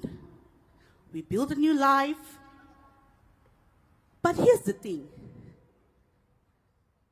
What I went through 15 years ago is still happening today.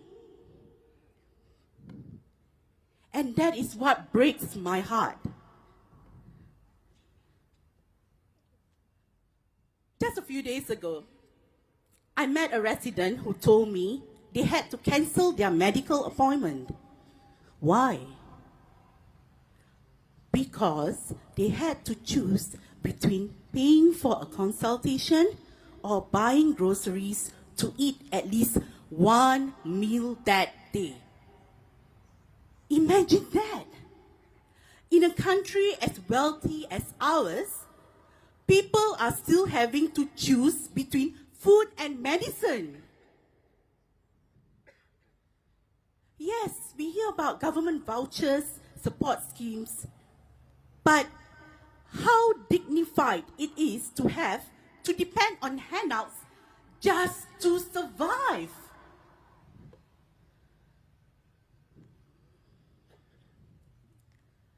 This is not just about policies.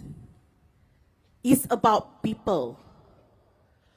It's about the lived experiences of our fellow Singaporeans, our neighbors, our families. Now let me share with you about someone I spoke with yesterday. A taxi driver who picked me up on the way to a walkabout in Jurong East, Bukit Batok, GRC. He shared his thoughts with honesty and frustration. He said he's from the baby boomer generation, and he remembers a time when politics meant something, when leaders were, in his words, hardcore. When they were visionary, bold, and committed to building a nation. But now, he questions the new PAP leadership. He questions their caliber, their substance, and their ability to lead. He feels they lack foresight, critical thinking, and creative solutions. How many of you feel the same way?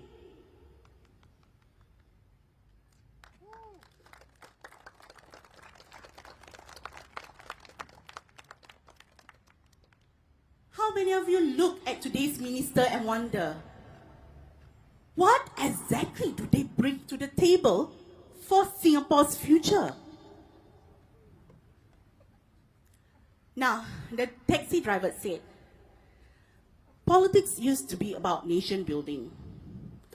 Now, it feels like it's just about maintaining control and getting million-dollar paychecks. And I couldn't help but agree. We cannot accept the status quo anymore.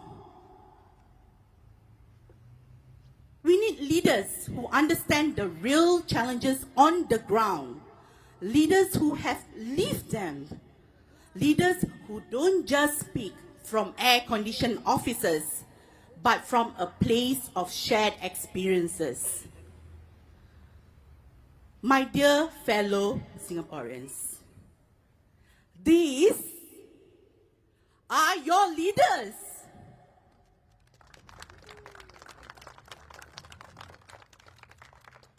They are people who know what it means to struggle, to sacrifice, to fight for every chance to succeed. That is why I stand here today, not just as a politician, but as a mother, a wife, a worker, a Singaporean who wants better for all of us. We at Red Dot United believe that it is time for Singaporeans to be treated like first-class citizens.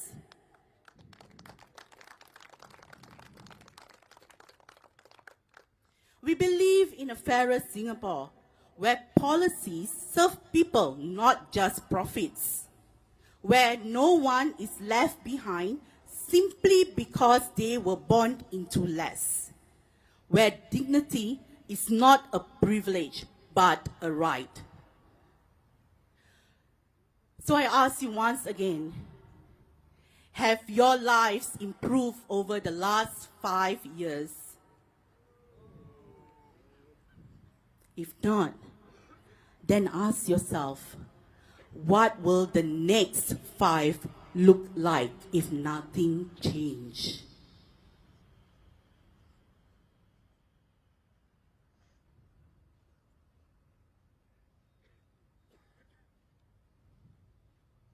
Together, let's build a Singapore that is more compassionate, more courageous, and more fair. First-class citizens, fairer Singapore, vote for RDU.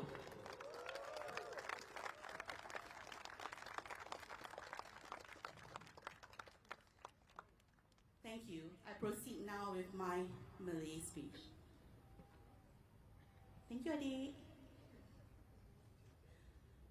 Assalamualaikum warahmatullahi wabarakatuh. Assalamualaikum warahmatullahi wabarakatuh. Selamat malam semua.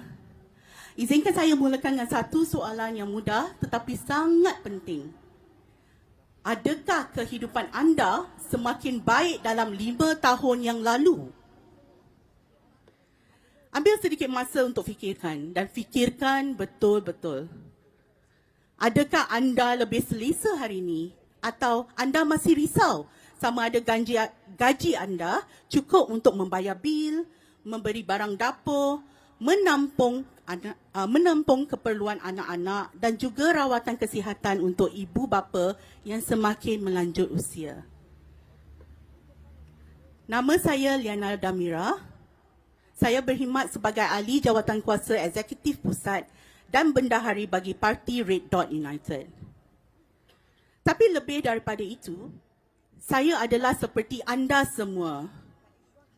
Saya seorang ibu kepada 4 orang anak, 2 orang anak lelaki berumur 22 dan 20 tahun yang sedang menunggu untuk menjalani perkhidmatan negara. Saya juga mempunyai seorang anak perempuan berumur 15 tahun dan seorang lagi yang berumur 5 tahun yang sangat lincah dan sentiasa menceriakan hati saya. Suami saya berumur 42 tahun yang memandu 12 hingga 14 jam sehari, setiap hari. semata-mata untuk memastikan ada makanan di atas meja. Dia adalah antara ribuan rakyat Singapura yang bekerja keras untuk menyara hidup. Ada tak antara anda yang juga melalui perkara yang sama? Seperti ramai wanita hari ini, saya memikul pelbagai peranan. Saya seorang usahawan, saya menguruskan perniagaan dan juga bekerja sepenuh masa sebagai pengurus di sebuah organisasi non-profit. Mungkin ada di antara anda yang pernah mendengar kisah saya, mungkin juga ada yang telah membaca buku saya, Homeless, The Untold Story of a Mother's Struggle in Crazy Rich Singapore. Ini bukan cerita rekaan, bukan drama. Ini adalah kisah benar. Ini adalah realiti yang saya lalui sendiri. Saya pernah menjadi ibu tunggal yang membesarkan 3 orang anak tanpa sebarang bantuan kewangan mahupun nafkah daripada bekas suami yang lepas tangan. Apa yang saya ada hanyalah Allah, semangat, kebijaksanaan dan ketabahan. Alhamdulillah, saya dan anak-anak berjaya keluar daripada fasa itu. Kami bina kehidupan baru, tetapi yang menyedihkan, masalah yang saya alami 15 tahun dahulu masih berlaku hari ini. Dan inilah yang benar-benar menghancurkan hati saya. Baru beberapa hari lepas, saya bertemu dengan seorang penduduk yang terpaksa batalkan janji temu pakar perubatan. Kenapa? Kerana dia perlu pilih antara membayar kos rawatan doktor atau membeli barangan dapur supaya sekurang-kurangnya ada satu hidangan untuk dimakannya pada hari itu. Bayangkan, di sebuah negara yang kaya seperti Singapura, masih ada rakyat yang perlu memilih antara makanan dan ubat. Ya, memang ada voucher kerajaan, ada skim bantuan. Tetapi sejauh mana bermaruahnya hidup kita jika kita perlu bergantung kepada bantuan semata-mata untuk bertahan. Semata-mata untuk hidup. Ini bukan hanya soal dasar atau polisi. Ini soal manusia. Soal kehidupan sebenar rakyat kita, jiran kita, keluarga kita. Izinkan saya kongsikan satu lagi kisah. Semalam, saya menaiki teksi untuk ke sesi walkabout di kawasan Jurong East, Bukit Batok, GRC. Pemandu teksi itu dengan jujur dan penuh perasaan berkongsi pendapatannya. Dia kata dia dari generasi baby boomer. Katanya dulu politik tu ada makna. Pemimpin dulu, dalam katanya sendirilah kan, hardcore, berwawasan, berani dan benar-benar ingin membina negara.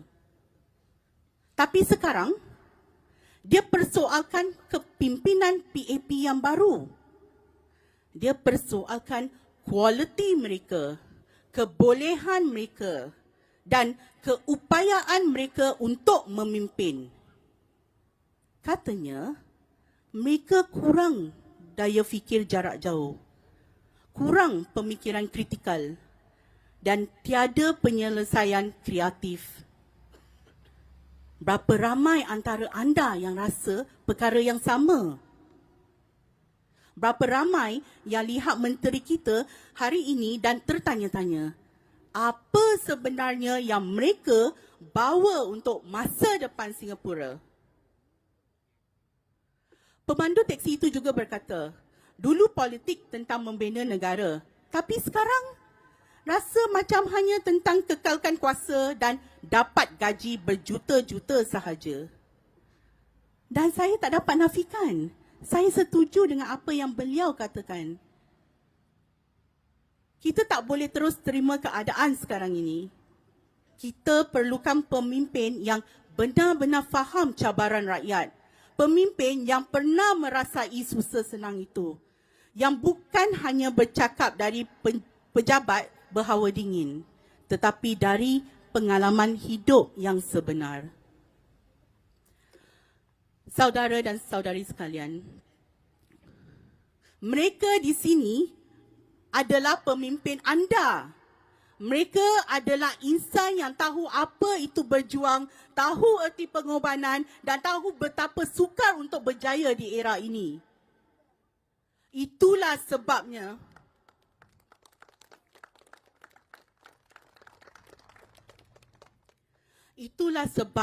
saya berdiri di sini hari ini. Bukan sekadar sebagai ahli politik, tetapi sebagai seorang ibu, seorang isteri, seorang pekerja dan rakyat Singapura yang mahukan masa depan yang lebih baik untuk kita semua. Kami di Red Dot United percaya bahawa sudah tiba masanya rakyat Singapura dilayan sebagai warga negara kelas pertama. Kami percaya pada sebuah Singapura yang lebih adil, di mana dasar dan polisi memberi manfaat kepada rakyat bukan semata-mata keuntungan, di mana tiada siapa yang ketinggalan hanya kerana mereka dilahirkan dalam keadaan serba kekurangan, di mana maruah hidup bukan satu keistimewaan tetapi sesuatu hak asas. Jadi saya tanya sekali lagi, adakah kehidupan anda semakin baik dalam 5 tahun yang lalu? Jika tidak, tanya diri sendiri, bagaimanakah 5 tahun akan datang jika tiada apa-apa pun yang berubah? Ayuh kita bina Singapura yang lebih penyayang, lebih berani dan lebih adil. Warga negara kelas pertama, Singapura yang lebih adil, undilah RDU. Terima kasih.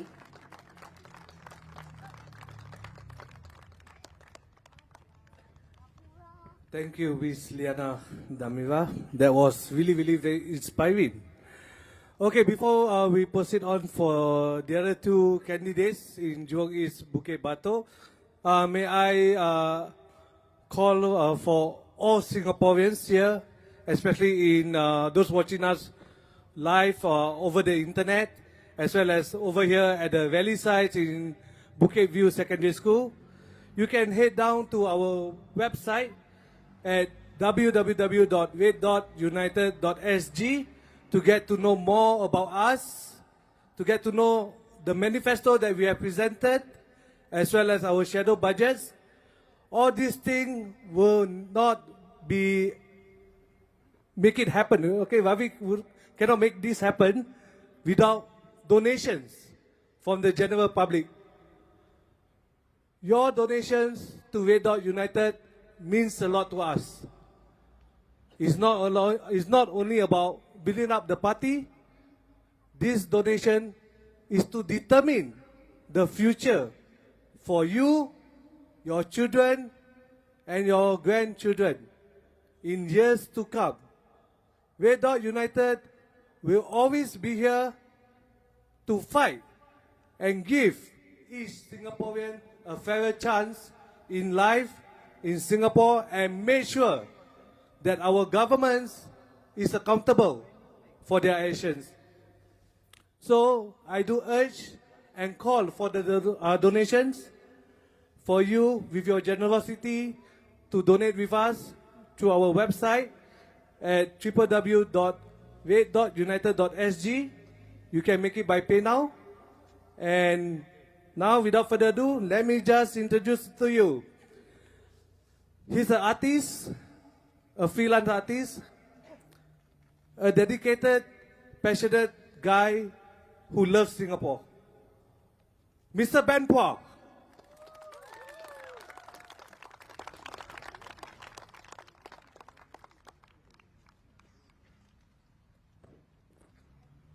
Bukit 裕廊东武吉巴督集选区的居民朋友们，大家好，我是 Ben Pua。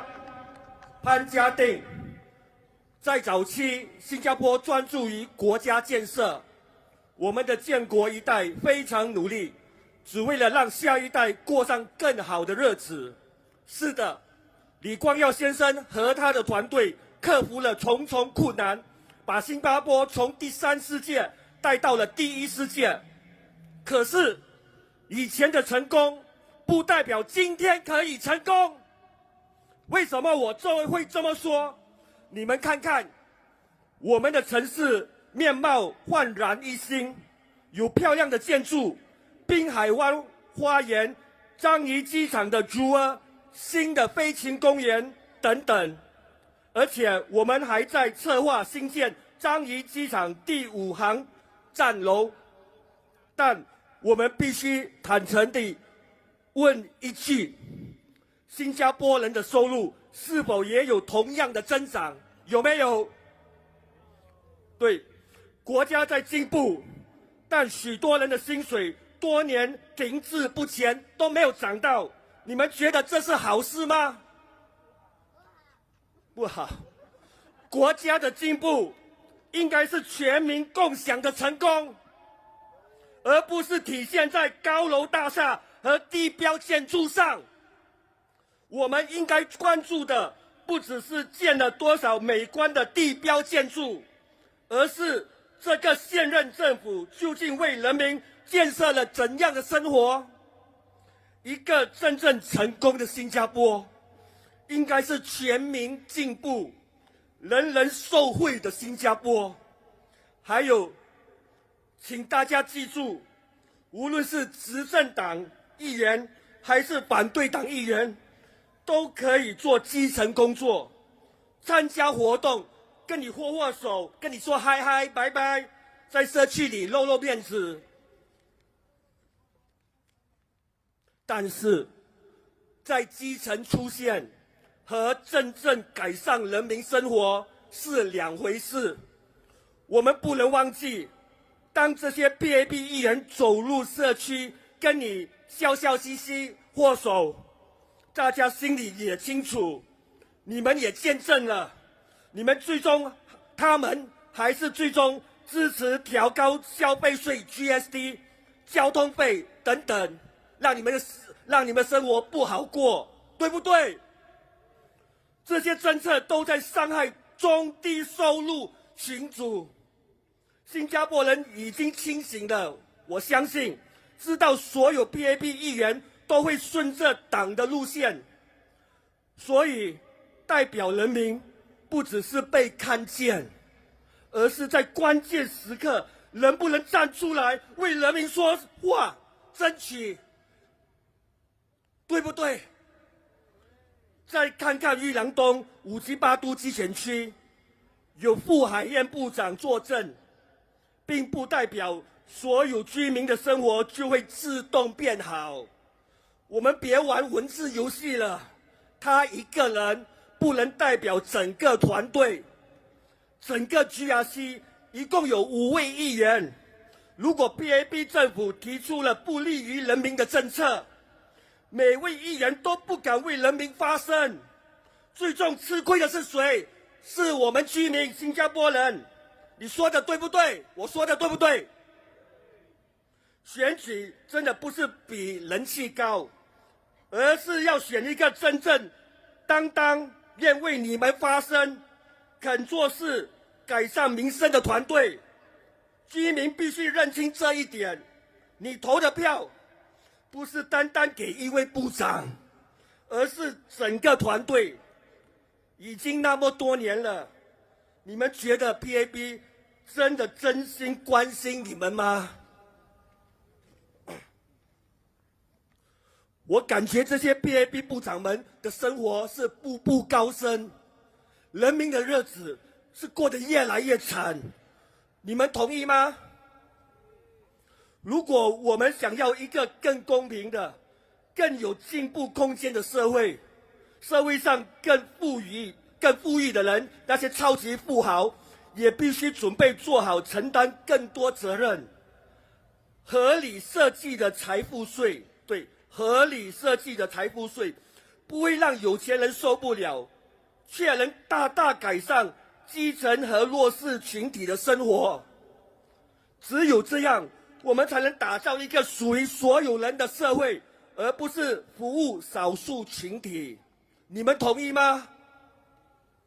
我也想强调，像有盖走道、无妨碍通道、绿化这些硬件设施，任何政党都会推动这些基本服务的，这是普通常识。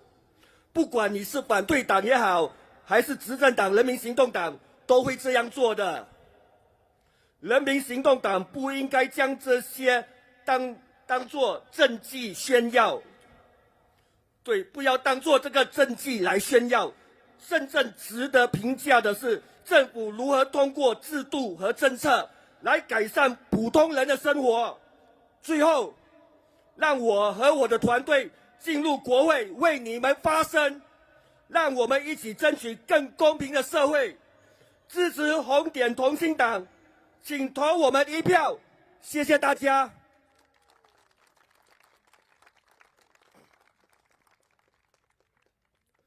Now let me speak briefly in English.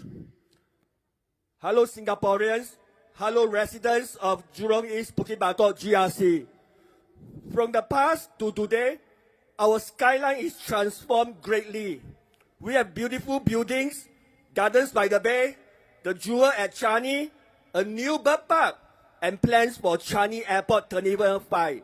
But let's ask ourselves honestly, has the people's income grown in the same way? While the country moves forward, many workers' salaries have stayed stagnant for years. National progress should be shared by everyone, not just seen in buildings and landmarks. It's time to look not just at the buildings we have built, but the lives we are building. A truly successful Singapore is one where progress lifts every Singaporean.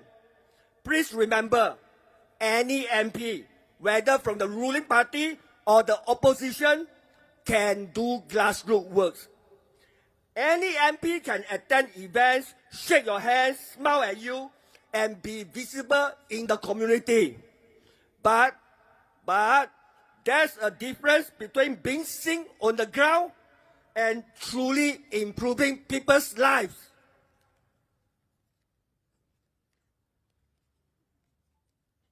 Yes, it's easy for ruling party PAP MPs to appear popular. But let's not forget, PAP MPs will say they walk the ground and yet still vote for things like GST hikes, transport fare hikes, policies that hurt the middle and lower income groups the most. And when it comes down to it, PAP MPs will always toe the party line, even if it means voting for policies that will make your life harder. Do you agree? Representation isn't just about being seen.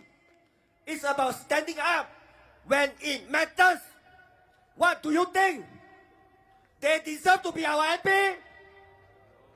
So let my RDU team and I enter Parliament to speak out for all of you.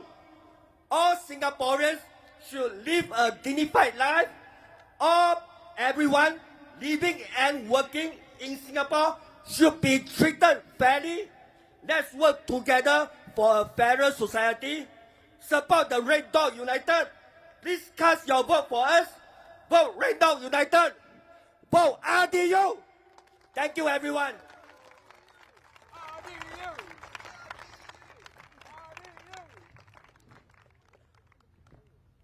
Wow. I tried to sink in the passion from there, yeah. So, last and foremost, we have the candidates for Jurong East Bukit Batok, Mr. Osman Sulaiman.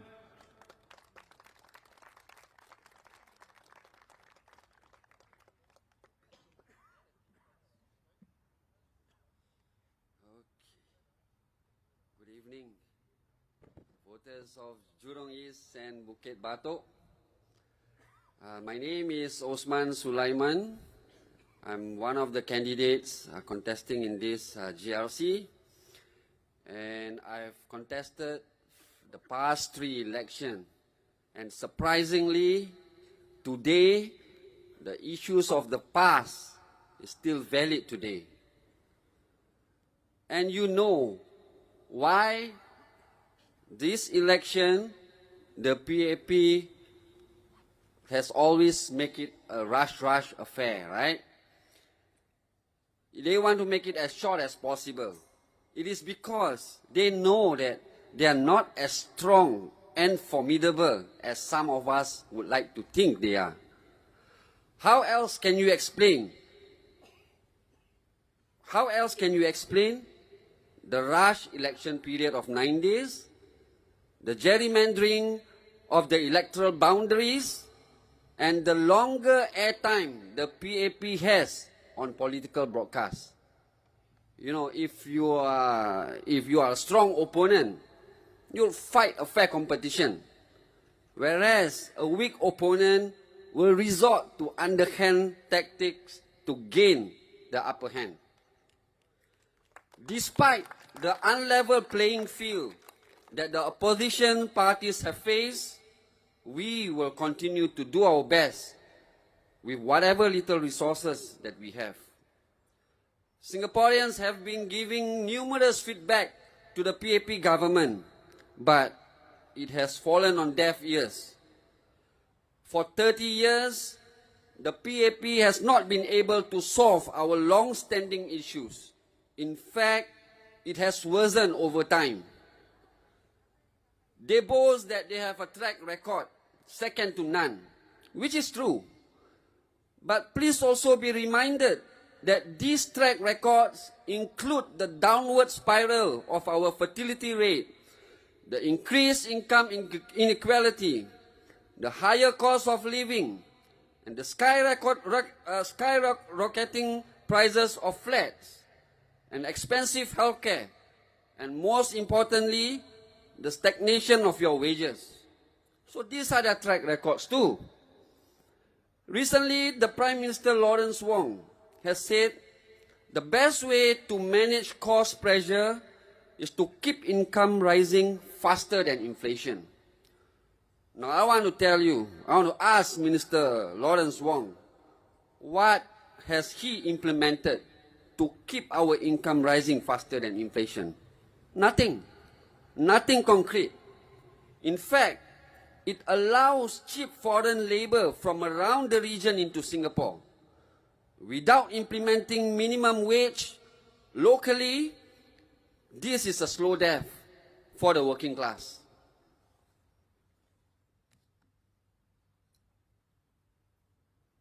When we talk about housing, you know, it is the cornerstone of security for many Singaporeans. Yet, rising prices and the counting down of the 99-year lease threaten this stability. Our flats are getting smaller in size, but higher in price. HDB has refused to disclose the cost of building our flats.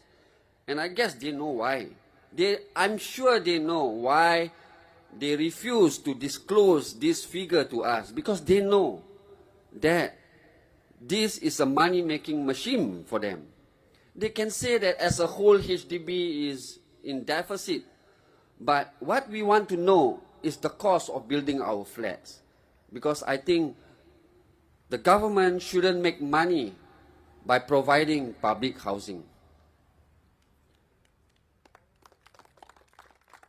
The government has not been able to solve the high cost of housing, and it is always rigid in its implementation of reform, preferring instead to tweak the system rather than holistically revamping our housing policies. How many times have the government deployed the cooling measures? ABSD, BBS, BBDC, ABCDE, all. The price of our house is still rising. So in RDU, we actually propose that HDB estate should be eligible for SERS. We also want to introduce a rent-to-own scheme for lower-income groups and young singles, and recommend restriction on resale purchases by new citizens and PR. This will allow Singaporeans to prioritize long-term housing supply for Singaporeans. So, my dear Singaporeans, the rising cost of living isn't just a number. It is a wake-up call. But the government has fallen asleep. It allows the cost of living to continue to rise. And it is time to build an economy where opportunity doesn't come with a price tag. You see, just last year, the SP Group has posted that it made $1.1 billion in 2024. It's billion, not million. $1.1 billion in 2024. But yet, our water and electricity tariff keeps going up. While corporations post record profits, working families like us, we clip coupons just to survive. That's not an economy, it's exploitation. And we in Red Dot United are here to change it. No families should have to choose between medicine and meals. Tackling the cost of living isn't a slogan for us. It is our top priority. With more opposition candidates in Parliament, we are able to scrutinize policies in detail. Data should be made transparent so that full public discourse can take place. So you see, when each time the opposition parties, the alternative offer an alternative solution, the PAP keeps repeating the old rhetoric. It will bankrupt the country. It's bullshit. The PAP of today is not the frugal party it once was.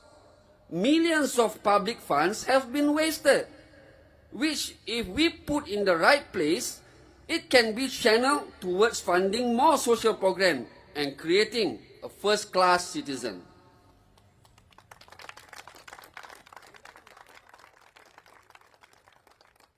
So I would like to share a real-life situation. My dad was diagnosed for having lung cancer in 2022, so at the age of 81.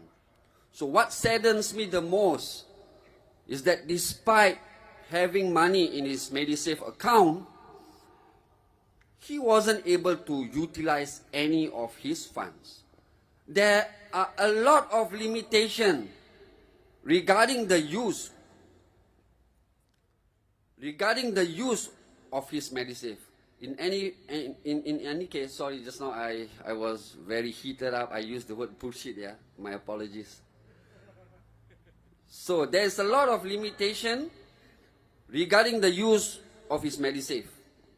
This put a strain on his finances at that time, and obviously feeling indignant that he has to skip doing some of the treatment. So he has decided, to do away with treatment altogether, despite our assurances to him that we can afford, the children can afford his treatment. But he is a proud man. He is more upset that when he has the money in MediSave, he cannot utilize it for his operation. So healthcare should be a right, not a burden. This is why RDU in our manifesto outlines reforms to ensure Medifunds is more accessible, expand our MediShield Life to include mental health and chronic disease treatment, and cap out-of-pocket healthcare costs.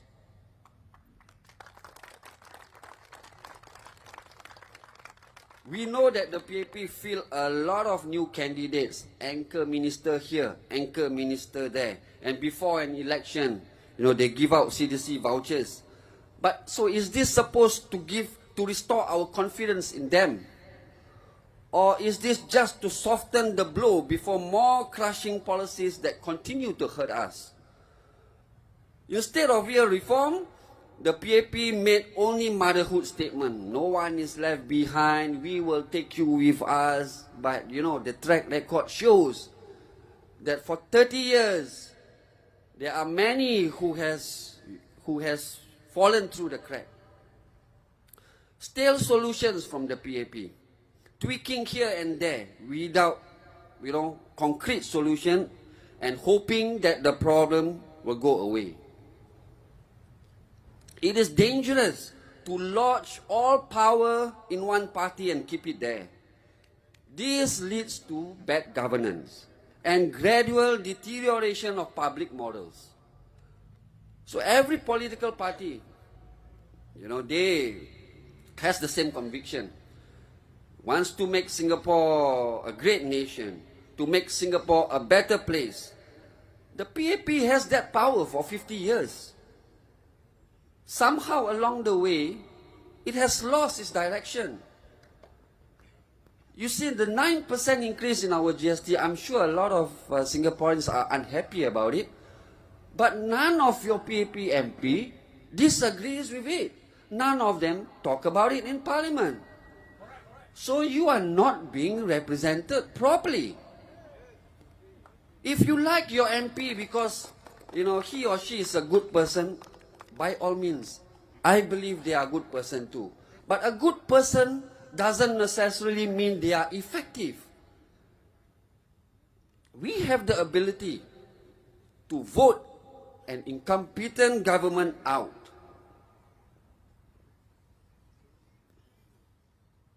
As an example of the PAP's policies failure, the fertility rate, as everyone knows, is 0.97%.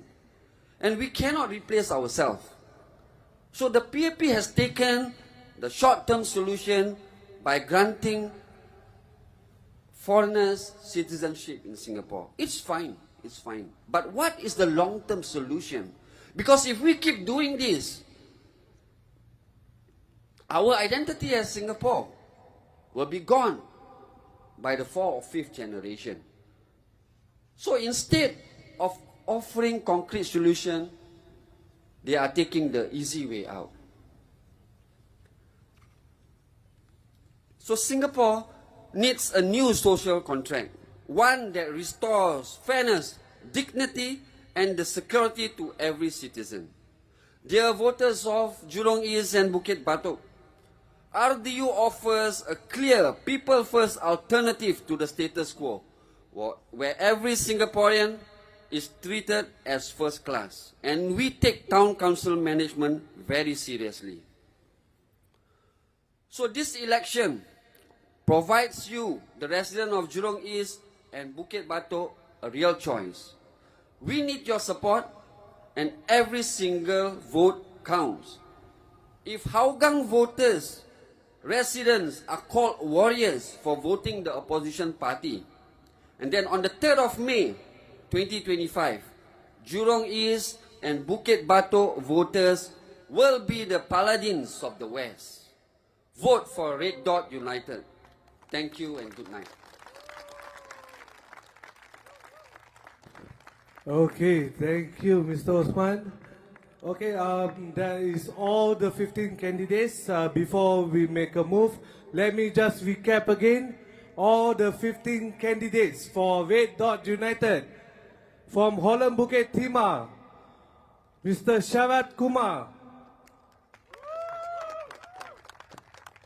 Emily Wu. Nizar Subair. And myself. Jurong Central SMC, Ms. Kala Manikam.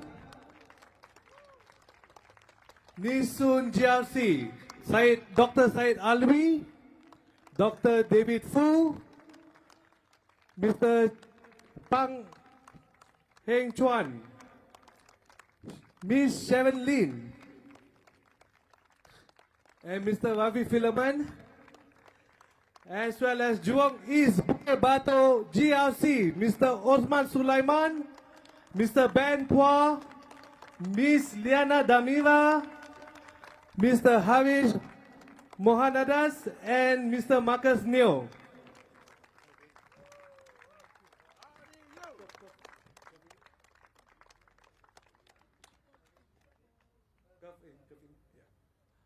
Okay, resident of Jurong East, Bukit Batok, and fellow Singaporeans, these are all your candidates for Red Dot United. And now, let me present Mr. Ravi to lead us in the pledge. Before I say the pledge, there's something that I would want to say. I think politics must be based on honesty, because only in honesty can we have truthfulness. One of my candidates, Mr. Osman, said that the HDB makes money from selling the HDB flats. That is a perception that many Singaporeans have. The government has refuted this claim, and it has put up clarifications on its website saying why it does not make money. Despite all these clarifications, people still do wonder why a 3-room HDB flat is on the resale market for over $500,000. That is a real issue. Don't you agree? I think what is needed today is that we don't have a vision to go forward. That is the real issue. In the past, we used to have the 5 C's. Even if they were not perfect, they were still tangible things to hope for, to aspire towards, to dream towards.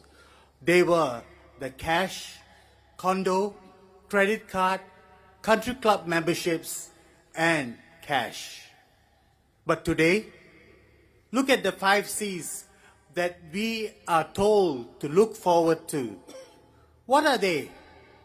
Cash handouts, CHAS card rebates, conservancy rebates, CPF top-ups, and CDC vouchers.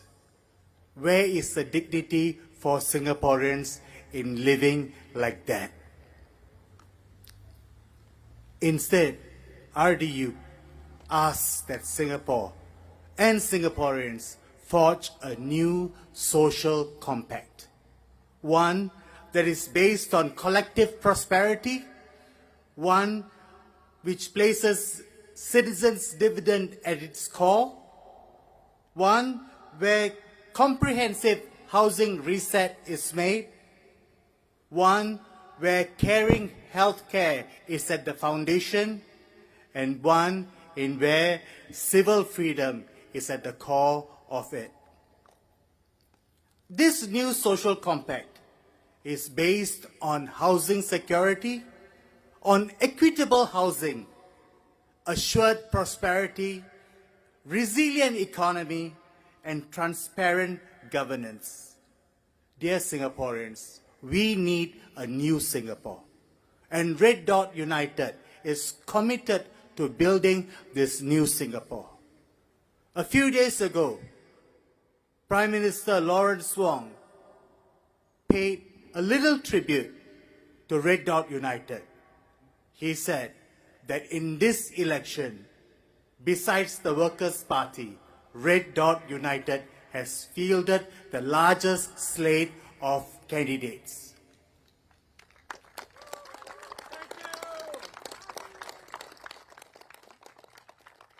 We are not kucing kurak.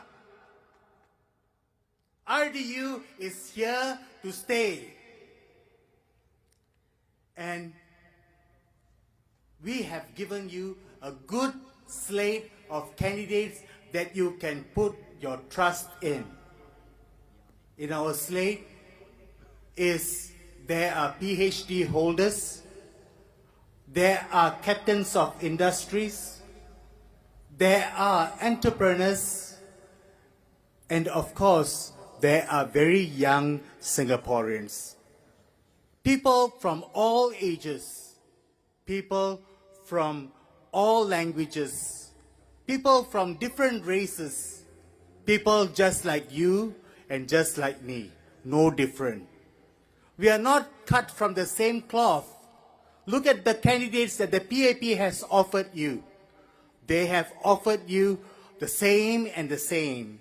Civil servants, people who are linked to the establishment, people who are cut from the same cloth, people who live in ivory towers, people who align more with the billionaire class. Do you think they will make life better for you? Come May 3rd, 2025, give Red Dot United your votes and let us stand united as one united people.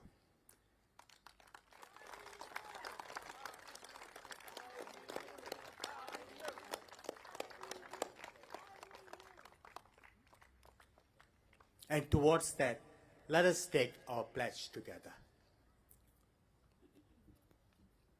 We, the citizens of Singapore, pledge ourselves as one united people, regardless of race, language or religion, to build a democratic society, based on justice and equality, so as to achieve happiness, prosperity, and progress for our nation. Thank you, Singapore.